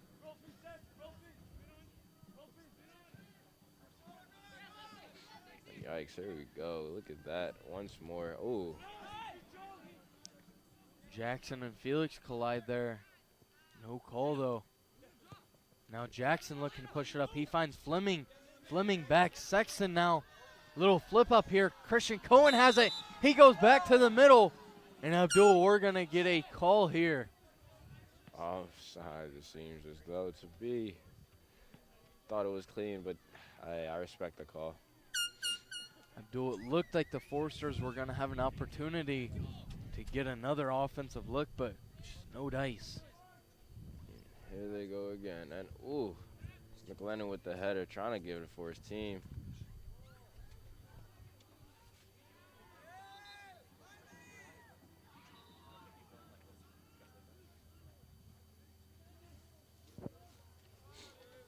Abdul, Huntington has scored 21 of its 38 goals in the Crossroads League. Greenfield averaging 4.6 saves. I believe only one so far today, though, in the second half. Christian goes down. Bethel player with him. This ball played up far side. And DeConnick not on the same page with Cohen. Doesn't make a run for it.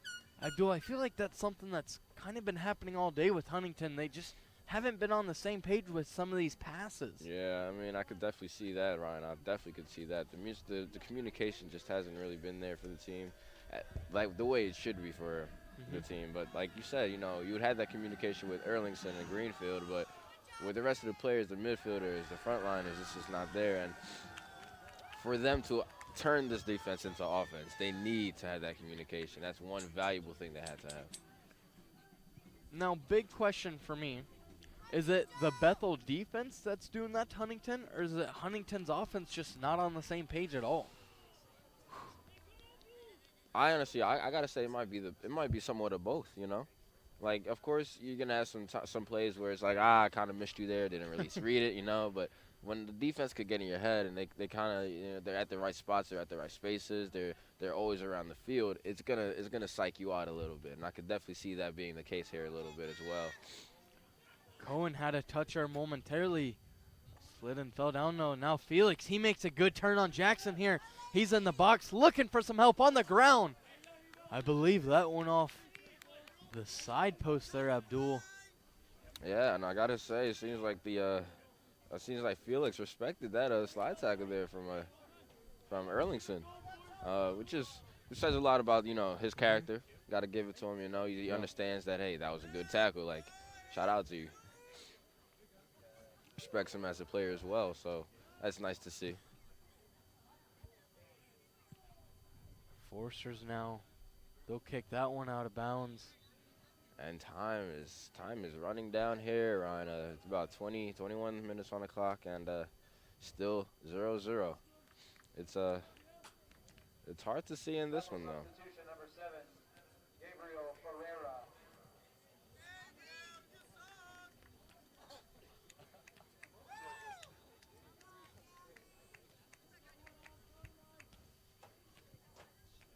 Back in here. Once again, folks, we want to thank you for joining us, spending some of your Saturday with us here inside a chilly Huntington, Indiana. Chilly. Man, There we go again. Greenfield now trying to see the team, looking at what he could work with here, allowing his players to get, spaced out, some coverage. Forsters this season, Abdul, 13-4-2. Bethel Pilots on the other end of that, 10-7-1. The Pilots 6-3 in conference. And Abdul, all 3 of their losses in conference to 3 of the top 4 teams. Now, Bethel being number 3 in conference, they couldn't lose to themselves. For sure. So losses to Huntington 2-1 this season, lost to Mount Vernon 0-1, and lost to Spring Arbor 0-2. So in those games, Abdul, they've only scored once. Wow. In those 3 games against the top opponents, we see Finn come up with another really nice save there. For sure. And now with the soaring goal kick down the field. And, of course, we're going to have a ping pong match before, we finally get someone to secure the ball. And look at this. Again, McLennan now throwing the ball in. Abdul, it seems like both these teams kind of momentarily just trying to figure out where the holes are in each defense. Yeah. The Pilots looked like they may have found one here, putting together some nice passing. They got Ferreira coming up, but Greenfield slides on the ground. It almost looked like a baseball slide. And that's how you got to do it. You have to go secure that ball. You can't let the ball come to you. You have to go to it. And Greenfield and Popesco both doing a great job at that today, both going to the ball, both securing the ball when the ball goes there and when the ball gets to their doorstep, they're doing what they have to do. I got to say, I'm really impressed with their game. DeConnick touch there, that goes out of bounds. Ball going to be awarded now to the Pilots for the throw in here. 19 minutes and some change left in this second half. Again, I think both teams just trying to understand, look for the holes, like you said, Ryan. Try to find the gaps in the defense, but it's hard because both teams are so passionate. They're both playing really hard here. And now you have Christian now coming down with the ball, running it. Is he gonna pass? And of course, sends it up. Arnold's got an opportunity, but Finn out of the goal once again. Popesco, a great job by him. Comes up on that and gets it before Arnold could. And like you said, like we were just saying, look at this again. We see Christian coming down the field here, running, and get the pass. But, of course, like we were saying, you have to go to the ball as a goalie. You can't let the ball come to you. And that's what Popesco did right there. He did his job. Great job. Bethel again trying here. Oh. Stanford gets tangled up with the legs of Ferrero. Both guys not happy about that at all, it looked like. Able to walk it off, though. All in a day's game, It's not worth the fight. It's not worth the fight. And Abdul, we talked about how competitive this game is. It's win or go home right now. Second round of the Crossroads League. Winner's going to go on to take the winner of Mount Vernon and Spring Arbor. But Abdul, a lot on stake here for this game. A high played ball, far post. Christian gets the header, and that's going to find its way out of bounds. Christian doing everything he can right now just to keep the ball away from the doorsteps, But, of course, we're going to have to throw in for Bethel and see what they can do with this opportunity. Great, another header there by the Foresters. Ooh. This ball now played back. And DeConnick making a run for it back here. Trying to apply the pressure. It's looking like the Foresters were trying to change their fortune. And the Pilots looking to capitalize. Ball played in. Ferrero's got it. He tries to play this one. He can't. McLennan gets a foot on it. Ferrero once again. And that's going to warrant a call. They're going to get McLennan on it. Abdul, much to the dismay of Forster Nation here to our side. Ferrero went down there. That did seem like a foot calling. Excuse me. That did seem like off foot. I didn't see ball in that one at all as much. And here you see it again, Ryan. Of course, you know, hobbling around, juggling around, McLennan trying there, but he just kind of shoves him lightly and he goes down. I think it was the right call. I agree with it. Abdul Ferrero on the year, 4 goals. He's had quite a few big plays here today. And Abdul, this is a game-changing moment here. We're going to see a wall from the Foresters. The ball just a few yards outside of the 18 box. Greenfield setting up more toward the right in the box here.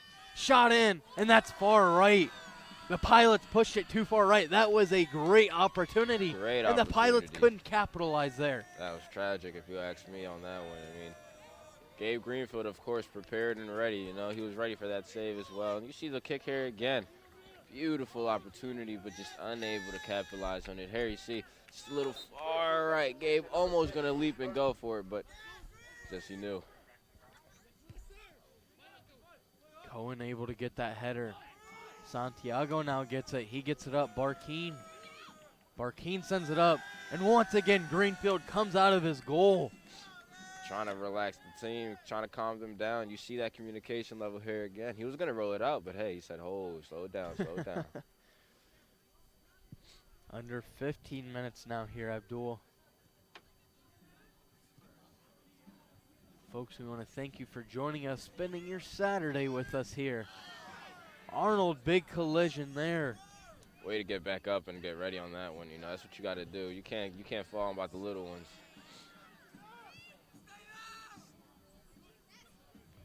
Ferreira trying to win possession here. He can't.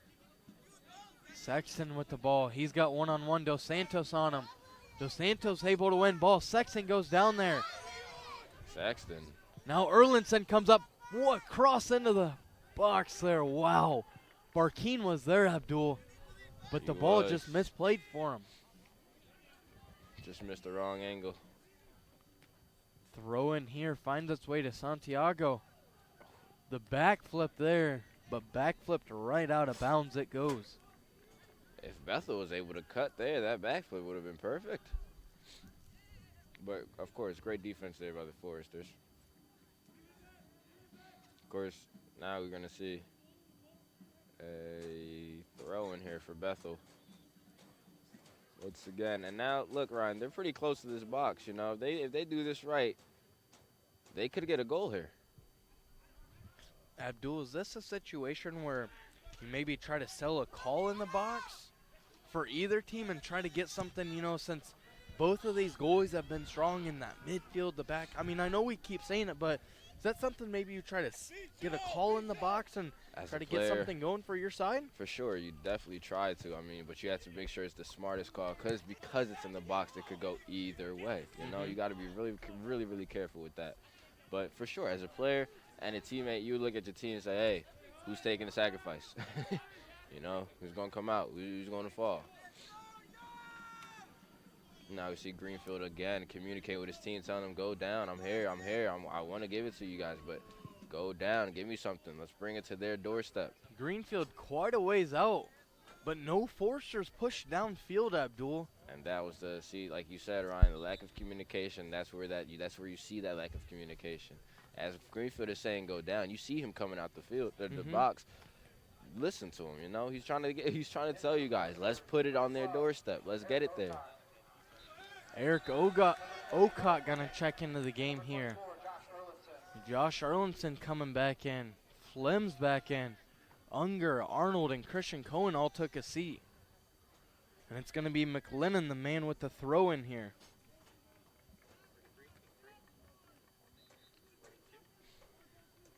Now McLennan now with the throw in. And ooh, great kick there by far side. Jackson trying to make the run for it. Ferrer gets there first. Smart to kick it out. Foresters need to have the secure defense out here now, Ryan. Again, Bethel on the right side of the field, they're able to capitalize on this opportunity. We're talking of a goal.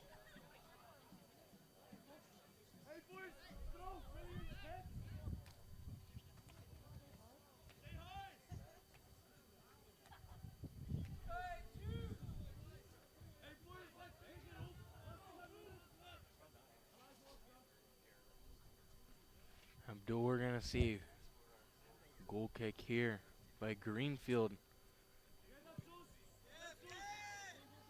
Greenfield from Nova Hamburgo, Brazil. Erlinson lets this ball get played back, able to turn it here to Sexton. But it's the Pilots who find it here. Again, that just goes to say the Pilots are in the right spot. They have the right spaces with their passing lanes. They're doing everything they need to do to intercept the ball and get the ball. And now we see Fleming going down here, and of course they're going to kick it back to Sexton now, nice position there. And DeConnick gets tied up. No call there. And Abdul, so far today, it seemed to me that the officials aren't calling, when guys kind of flail their arms and make it look like they're trying to sell the call. I haven't seen officials call a lot of those. Yeah. But, some fouls we've seen guys go to the ground where, not the slide tackles necessarily, but where we've seen guys go to the ground. They've been calling some of those. So maybe you don't try to call it, Abdul. Maybe you just hope the guy tries to go for your legs, takes you down, and you get a penalty kick out of it. Exactly. I mean, most definitely, but you got to be in the box for that one there, Ryan. You got those, like I said, those calls are really hard to sell, and they're really hard to kind of make as well. As being an official, trying to make those right calls is also challenging. Now we have about 10 minutes on the clock here. Ooh. We're going to see Sergio for Brazil take a seat. Leahy Felix back into the game here. The ball played quickly right up to him. McLennan goes down. Felix goes down. And Abdul, we talked about it. A call in the box is what you want for your team. And I believe that may be what Bethel's got here. That's going to be a yellow card for McLennan. And man, that's a tough one to swallow. It's definitely a tough one to swallow. It's going to be a free kick for Bethel.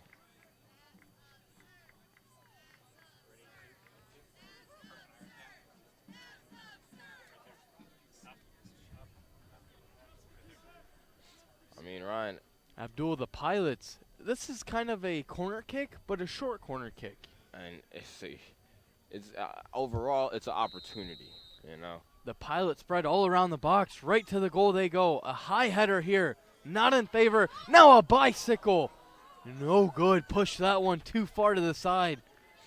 And Abdul, the Pilots, they've had their chances. They've just pushed them too far one way or the other. Yes, they have, Ryan. I mean, the opportunity's there. You got to capitalize. You really got to capitalize. And, of course, and like we said, Ryan, Pilots are just in the right spot at the right time. Hunter Jackson collision with Ferreira there. Ocock tries to keep it alive, but that ball trickles across that back line before he can. Abdul, 8:35 here remaining. The Pilots set up and go right away. Don't even get their offense set up. And Abdul, that might have been a miscue for them. They were trying to get the Forsters not ready, but not happening there. Far side of the field the ball is. DeConnick's got it. Now he'll give it off. The Forsters starting to stream some passes together. Barkeen, this one played high here. Beautiful, beautiful tuck there by Greenfield gets that like a pop fly almost, Abdul. You got to, man. When they play a high ball, keep it low. Keep it low. And here now you see Greenfield with the kick.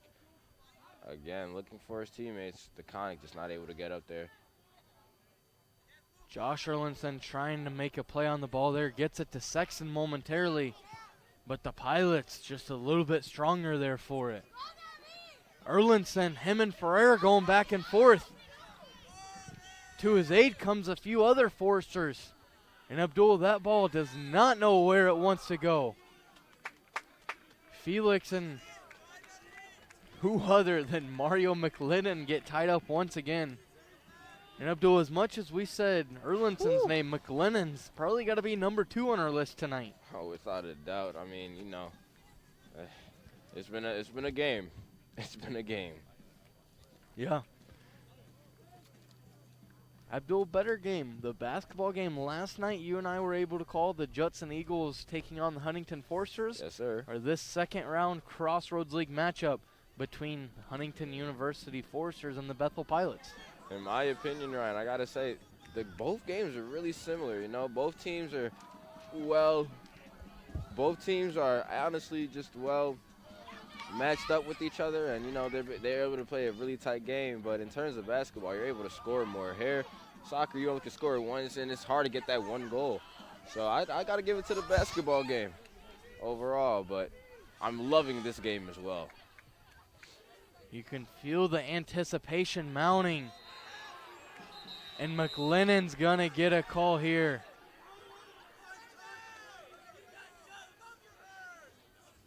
Abdul, the bench over there for the Pilots, looked like it was about to come onto the field. Yeah, I mean, Ryan, this game just has nothing but passion written all over it, if you ask me, man. I'd stamp it and send it. Because this is a game. Abdul, I believe that's Ferrer that went down.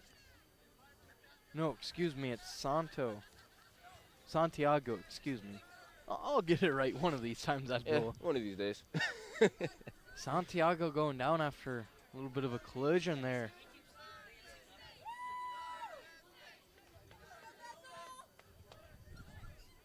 Abdul, we're going to have 6:16 on the clock. What a game it's been here. Number 2, Huntington Foresters taking on the number 3, Bethel University Pilots.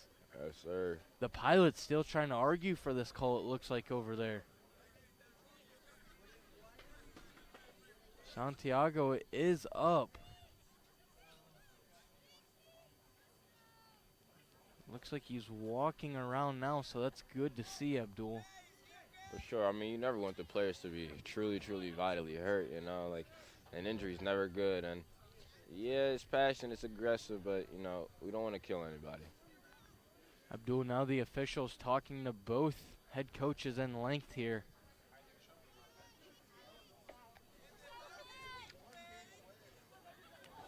And Abdul, so much mounting on this game. We've mentioned it. The winner will take on Mount Vernon and Spring Arbor's winner. The loser, turn in your jerseys and have a good offseason. Come back next year.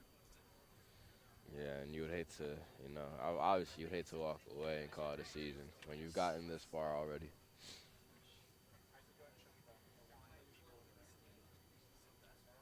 I believe we're just going to get the regular foul that was called, more of like a common foul.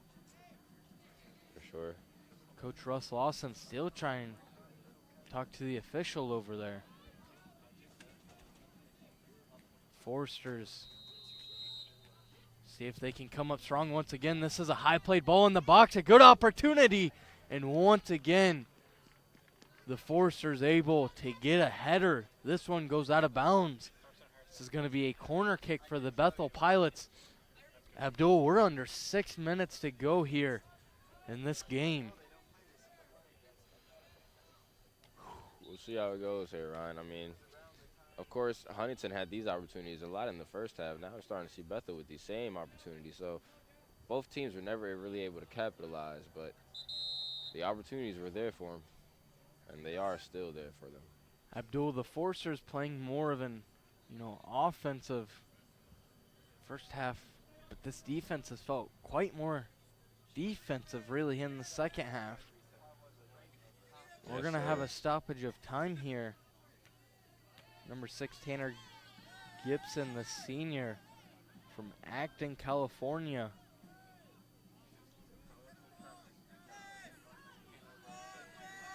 We're going to talk to him for, I believe he's going to have to come off here, Abdul.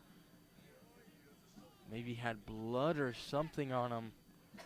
He had to come off the pitch momentarily.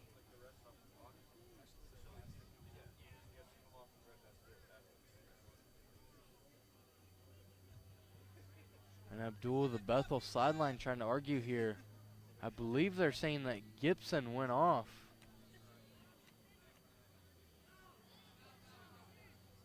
And Gibson trying to get back in this game, Abdul, but they're just not allowing him here. The Forsters, they will make a substitution, though. DeConnick going to take a seat here. Luke Unger checks back in, and DeConnick's had a couple nice runs, Abdul. Yeah, he has. He was able to, make somewhat of an impact here. He was able to apply some pressure, but not really utilized throughout the game.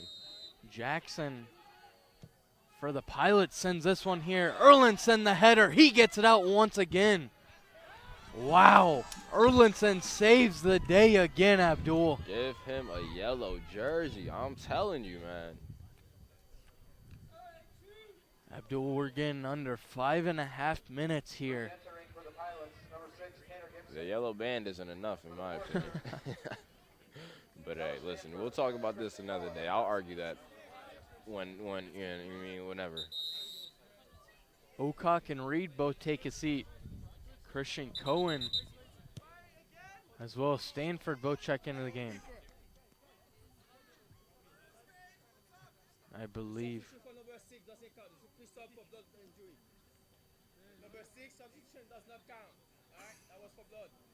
I believe we're going to have the official kind of clear up some things here. When Gibson went out, that wasn't an official substitution. It was because of blood. Had to get cleaned up there. Got you. That makes sense. That makes sense. I think that's what the confusion was on the sideline between the coaching staff and the official there for the Pilots. Yeah, for sure. Felix leaves this one short. Erlinson gets it out momentarily. Under 5 minutes now here in regular time. McLennan making a run far side. And on the ground, the ball is played in the goal. I think they're gonna call it. They're gonna call it out there. They're gonna call it. They're gonna say that Greenfield grabbed it, then it went out of bounds. Wow. Dual Greenfield in disbelief here. Greenfield telling his team they're gonna come down here, trying to tell them to relax and stay focused, guys. I mean, look, yeah, it is what it is, but it's a call. We could get past this. Corner kick here from the other side, Abdul.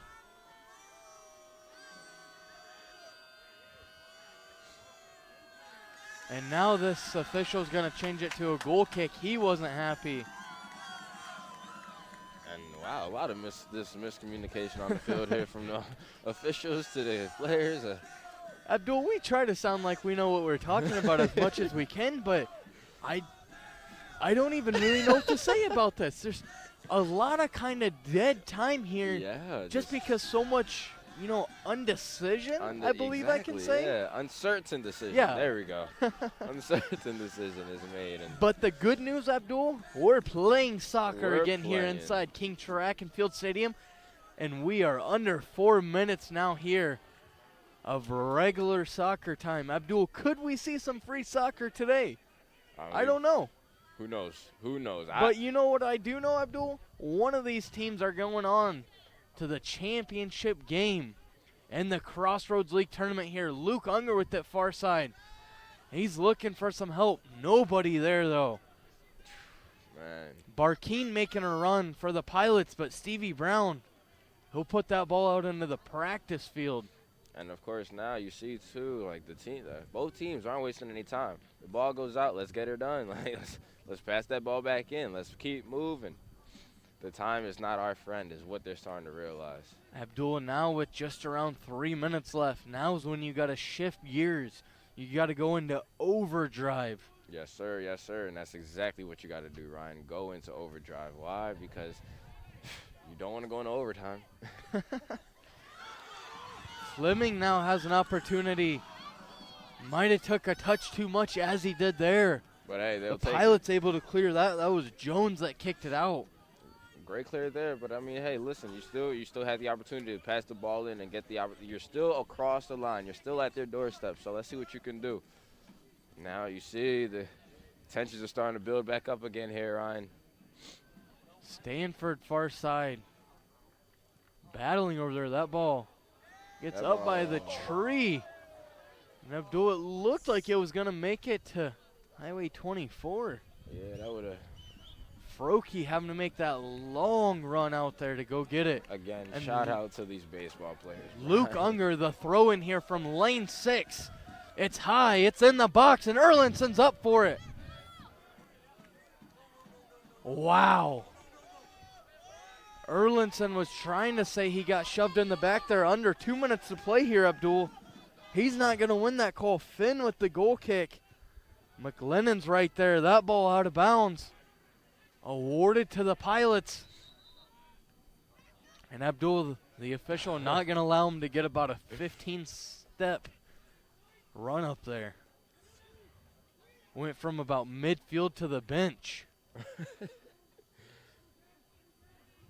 Honestly, Ryan, I mean, I'm laughing, but I just understand this passion. These boys want to win. These boys want to do it. They want to make it. And here you go. You got Christian now with of course, Bethel, again, just playing it right, staying tight with each other, being able to just be at the right spots at the right time, making sure they hold the ball, they secure the ball. McLennan, the quick throw in here. Huntington playing it back to their defense. That's been their bread and butter all season. Erlinson, Sexton, they've been the bread and butter all season. Cohen a touch there. Thought he had Jackson running up behind him. Once again, not on the same page, Abdul. That's been the story of this game. Of course, and great Fleming now. Fleming, a nice touch. Feeds it off to Stanford. Stanford collision there with the Pilots. Man, Ryan, talk about ping pong. The hands are just going right, left, right, left. Oh, man. The Pilots letting this one run down, Abdul. Under 30 seconds to play here, and it looks like the Forsters may be the ones that need some help defensively here. That's Felix, far side. He crosses it in here, and what a save there by Gabe Greenfield. Could have been a game-winning goal there. The save by Greenfield. Barkeen's lining up in the corner. 5 on the clock. Cross inside. That's high. It's going to be over the goal. We're going to overtime, Abdul. The regular time expires here. 0-0 is this ball game. Abdul, how do you think this game looks so far? Competitive, passionate. I got to give it to these guys, man. They're doing everything in their power just to keep this game on their side. And unfortunately, it's not on anybody's side. Man, I got to tell you, Ryan, right now, this game is looking hard. I would not want to be on the field right now if I was playing this game. I would not want to be on the field. But I love the energy that they're bringing. I love the energy that they're playing with. You got to give it to them. You know, they're trying their hardest. They're doing everything they can. So, Abdul, we're going to take a little time out here. We have about 5 minutes here before we're going to see this first overtime period. It's been a great one, Abdul. I can't wait to get it when we come back. I'm Ryan Lockhart, Abdul Kamar. This is HU Men's Soccer on FDN Sports.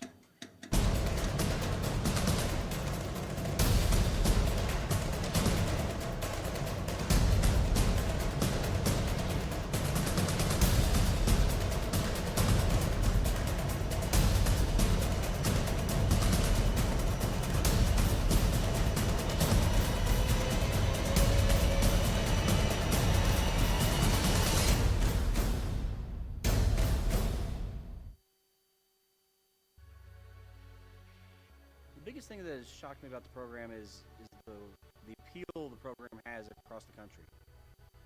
We recruit kids and get kids from all over. We've had kids from Florida, Maryland, Hawaii, California, Washington. We've got several recruits coming up from Texas and Louisiana. Men's team, women's team, it doesn't matter.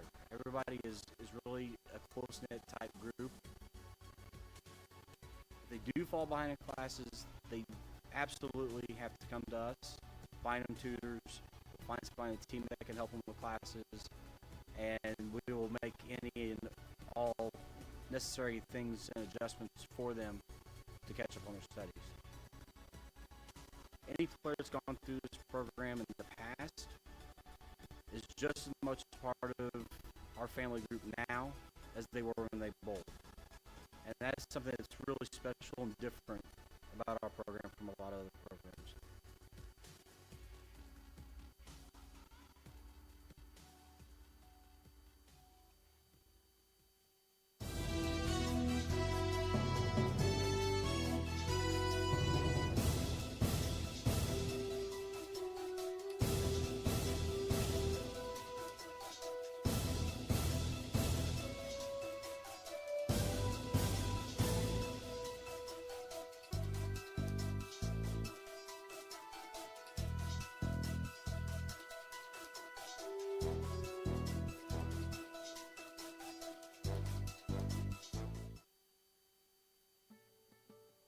What's the number one goal for many high school athletes?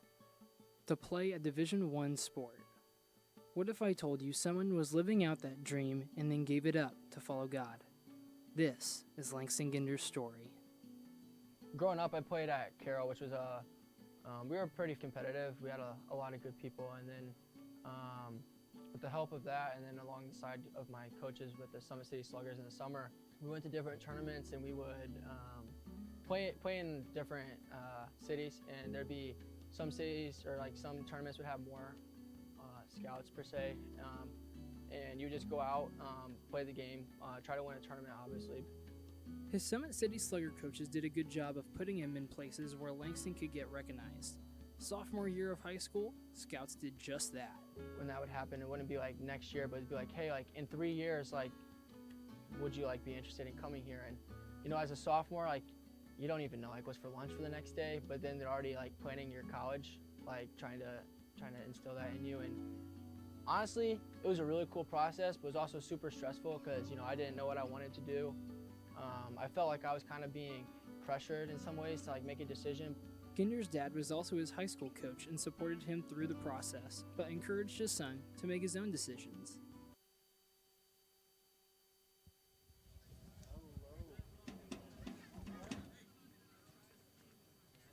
Hello and welcome back inside King Track and Field Stadium.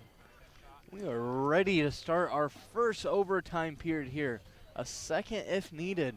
But Abdul, we are in the golden goal situation here. Next goal, first goal you could even say, into the ball game, winner take all here.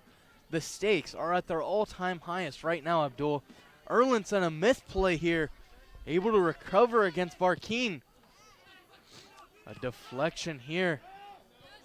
Ferrer grabs his leg, but Abdul, the Forcer's able to send this ball up. Of course, Ryan, they are. And we'll see what they can do. You know, like you said, golden goal. Winner takes all. And, ooh. And Abdul, Christian Cohen came right down. It looked like either on his hand or his leg. It looks like he may be holding his hand. Abdul Cohen going down there. No good for the Forsters. He's currently sitting in lane 1 of the track, and Abdul, he's been rather important to this Forster squad this season. Has put together a nice season for them. 13 games he started, 6 goals, 1 assist, and 35 shots on the year. Christian now talking to the official here. You see Noah Fleming on camera for us. 9:26 is in this game right now, Abdul.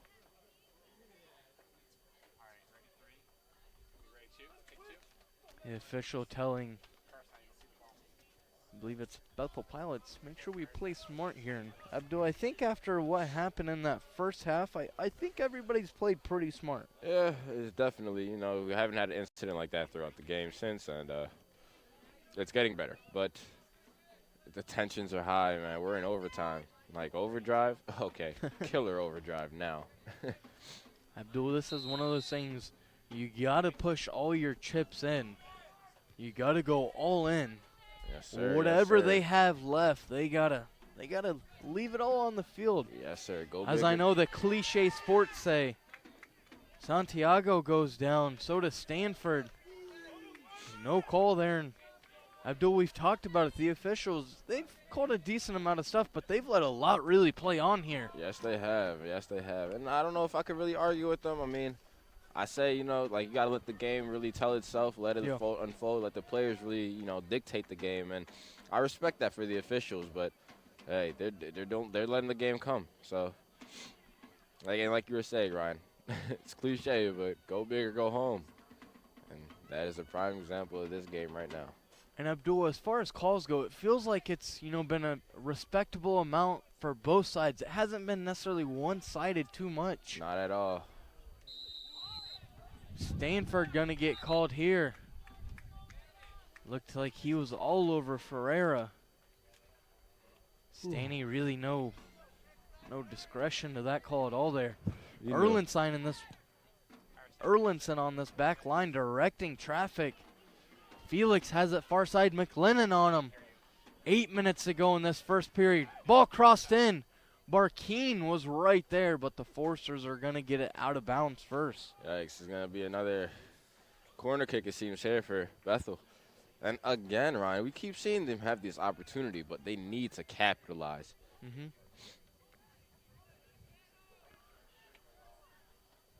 This corner kick going to be from the other side of the field. It's going to be number 23, Jackson Didion. Didion went to Blackhawk Christian into the box. That ball's going to get out of bounds. I believe they're going to say goal kick here, Abdul.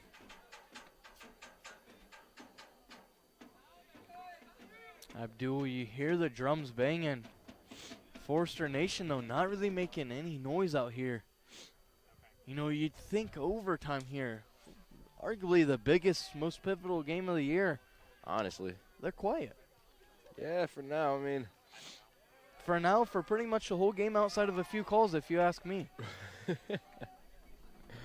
Right, you're definitely right there, Ron. You're definitely right. I got to agree with you on that. But like I said, it's cold. It's starting to get piercing. I mean. You know the one way to get warm in the cold, Abdul?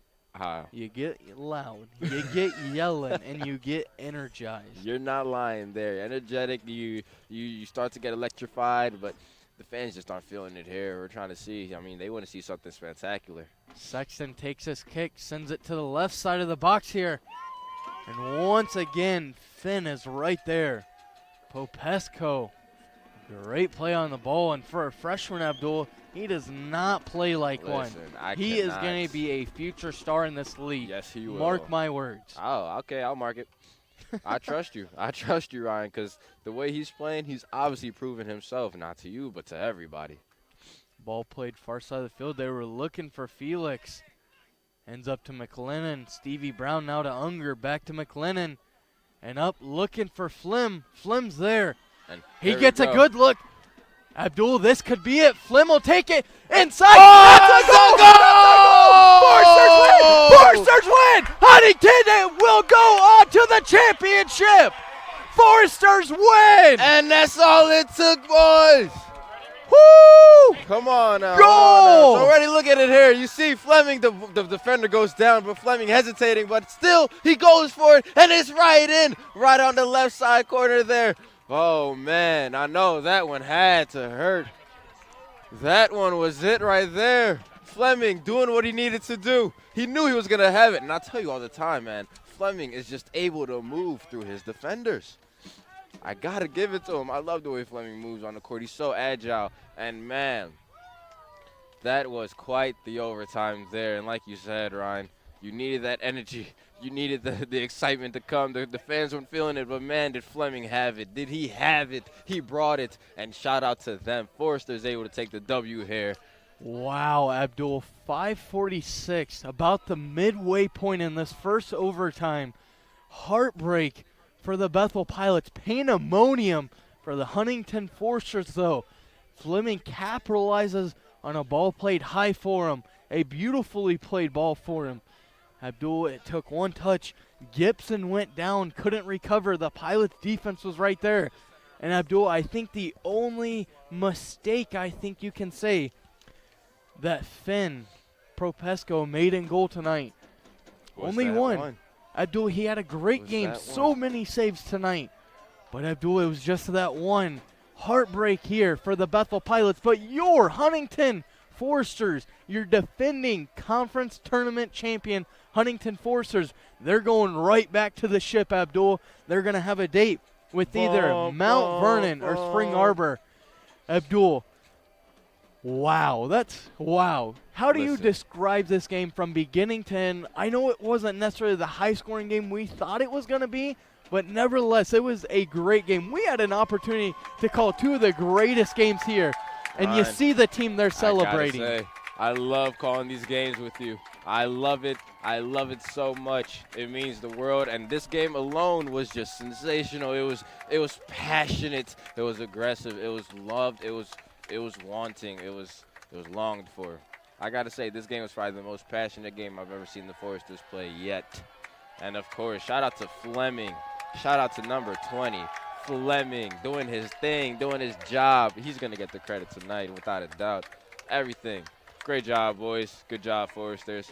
For Bethel, great game, great fight. You came, you showed up, and you showed out. Abdul, it just looked like the Foresters really, about after the midway point in that first half and for a large part of that second half, just weren't on the same page. Seemed like things weren't clicking, and it was starting to get to a point to where, Bethel was getting some nice looks inside the box. And me as a Forester fan, I started getting a little bit worried because, after repeated opportunities inside the box, something's going to go in eventually. Something's going to go in. But Abdul, that back line stood strong. Gabe Greenfield stood strong for him. And Abdul, they stuck with it. They stuck to their game plan all day long. All day. And they were able to capitalize when it mattered the most. 1-0, the Foresters win. And Abdul, we got to talk about the Bethel Pilots. A great game played today by them. You got to feel absolute heartbreak for the Pilots right now. Their season, it's going to be over. Their final record on the season this year is going to be 10-8-1, Abdul. Listen, Bethel Pilots came in here today, Ryan. They played an amazing game. They did everything they needed to do, but except for one thing, which was score. They didn't score. They didn't capitalize on their opportunities. And like we said, they had it there. They were there for it, but unfortunately, they just didn't capitalize.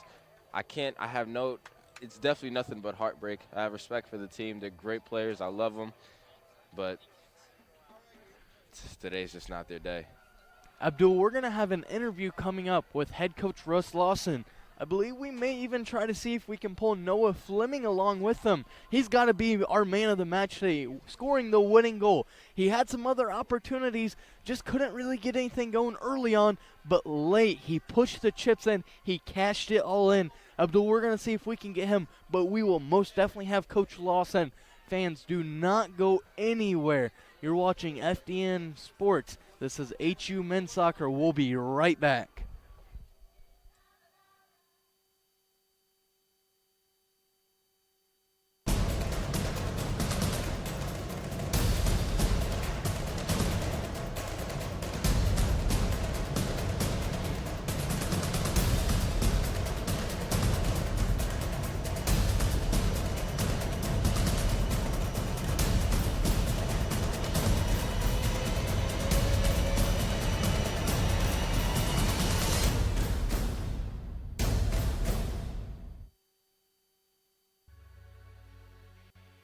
The biggest thing that has shocked me about the program is the appeal the program has across the country.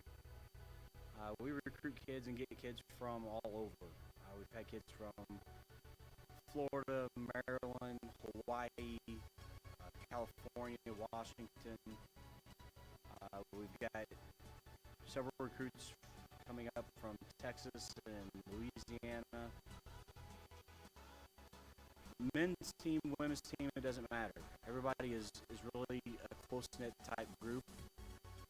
If they do fall behind in classes, they absolutely have to come to us, find them tutors, we'll find somebody on the team that can help them with classes, and we will make any and all necessary things and adjustments for them to catch up on their studies. Any player that's gone through this program in the past is just as much part of our family group now as they were when they bowled. And that's something that's really special and different about our program from a lot of other programs.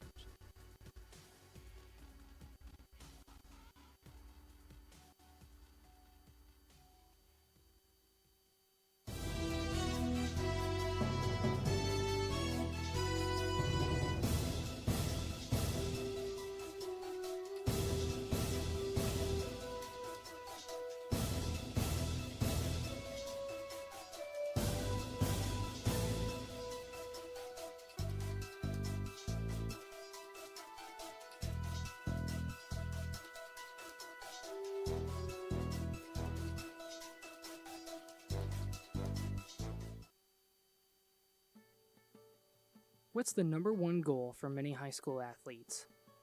To play a Division I sport. What if I told you someone was living out that dream and then gave it up to follow God? This is Langston. Welcome back inside here, King Track and Field Stadium. The Huntington Forcers are victorious over the Bethel Pilots 1-0 in overtime here. I'm now joined by winning head coach Russ Lawson. Coach, first of all, I got to send a huge congratulations to you and the boys, all of you guys over there on the sideline. What a win tonight. Absolutely. We stuck with it to the end. Absolutely. Yeah. Very proud of the boys. Now, Coach, this is a very good Bethel team, a very good goalkeeper, a very good back line. I mentioned it a few times. They almost mirror us in some of the things they do and how well they do them. You guys stuck with your game plan. At times it almost seemed you guys maybe didn't trust it and tried to go away from it, but in the end you stuck with it and were able to pull it out. How do you kind of feel about, what's your outlook on this game right here? I just thought it was in a balance from the start. You have two evenly matched teams. Bethel's well coached. They have weapons up and down across the field. And I think that I guess played out today, where a lot of it was between the 18s in the middle. And so weren't a whole lot of clear, concise chances for either team. Yeah.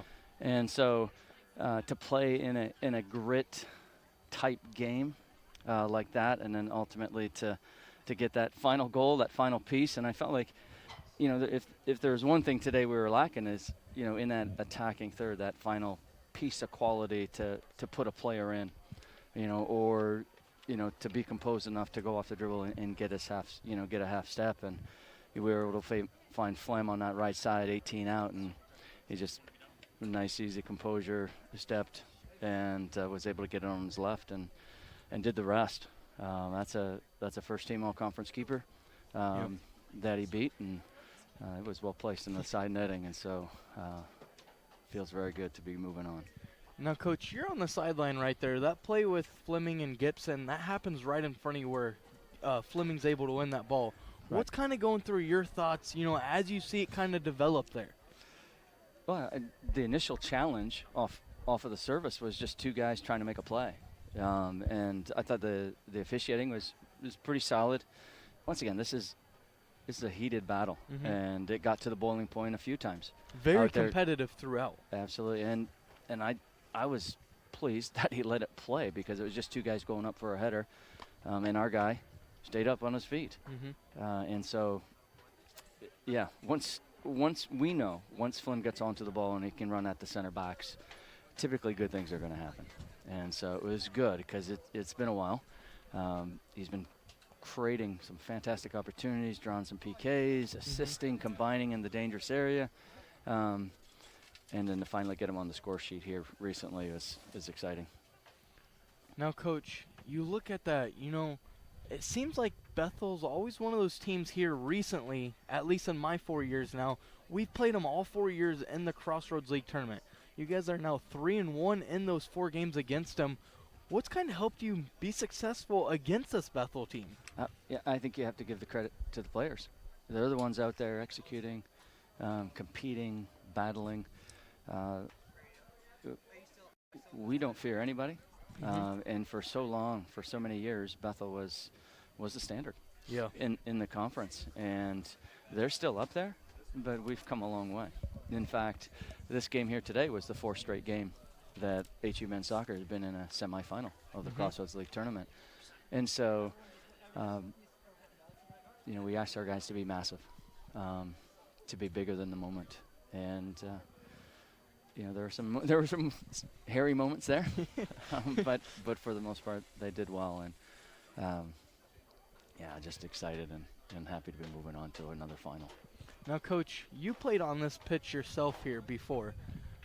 To see Fleming put that in the back of the net, the bench immediately comes out. The whole team just automatic celebration. Didn't matter where they were running everywhere. Mm-hmm.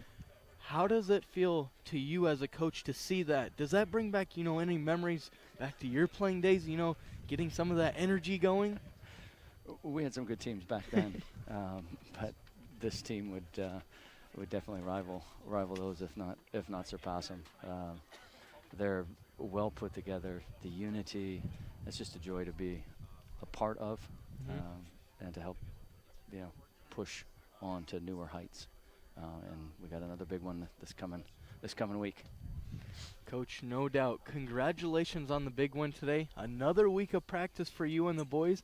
Try to stay a little warm and, out in this weather here, the great Indiana weather. Absolutely. We earned it for sure. Coach, it's been a blast. Thank you and good luck. Thanks for having me. Bye. Once again, that was head coach Russ Lawson joining us here for our post-game interview. The Forcers won 1-0 in this game.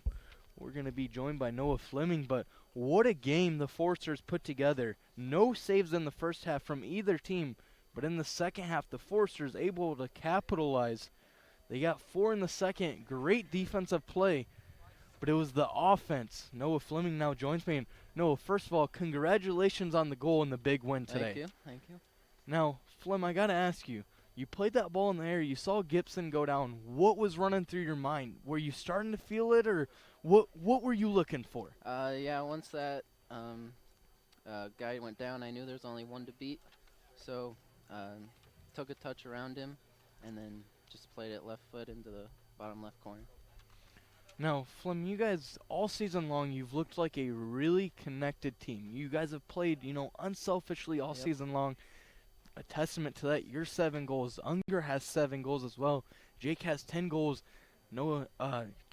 Sexton, he's been passing the ball. He's got 10 assists. How do you think your guys' unselfish nature helps propel you guys in big moments like this? We always just support our teammates. If it wasn't for them, I wouldn't scored.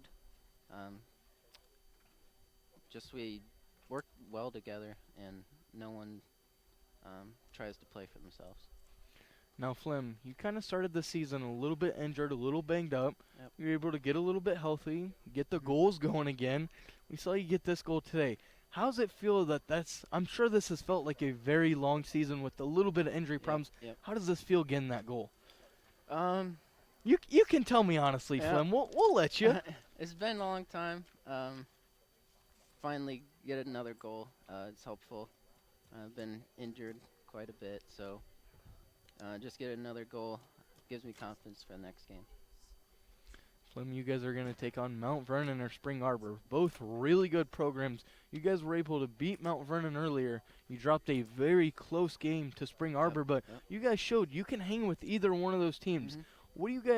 What are you guys looking for going into one of those contests as you go to the championship game? Just a solid week of practice, staying focused as a team. Doesn't matter who we play. We'll just come out strong like this game.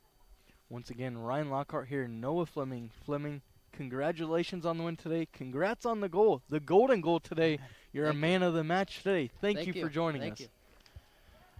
Noah Fleming there joining us. A great game we had today inside King Track and Field Stadium. The Forcers victorious 1-0. They win. The golden goal coming late. It was a close defensive game all day long. Folks, we talked about it. Both great teams, both great at almost the same things. I gave Huntington the little offensive edge, and they showed it there late in the game. They win it 1-0. Folks, that's going to be all for our stream here today. I want to give a big thank you to the whole FDN crew here today.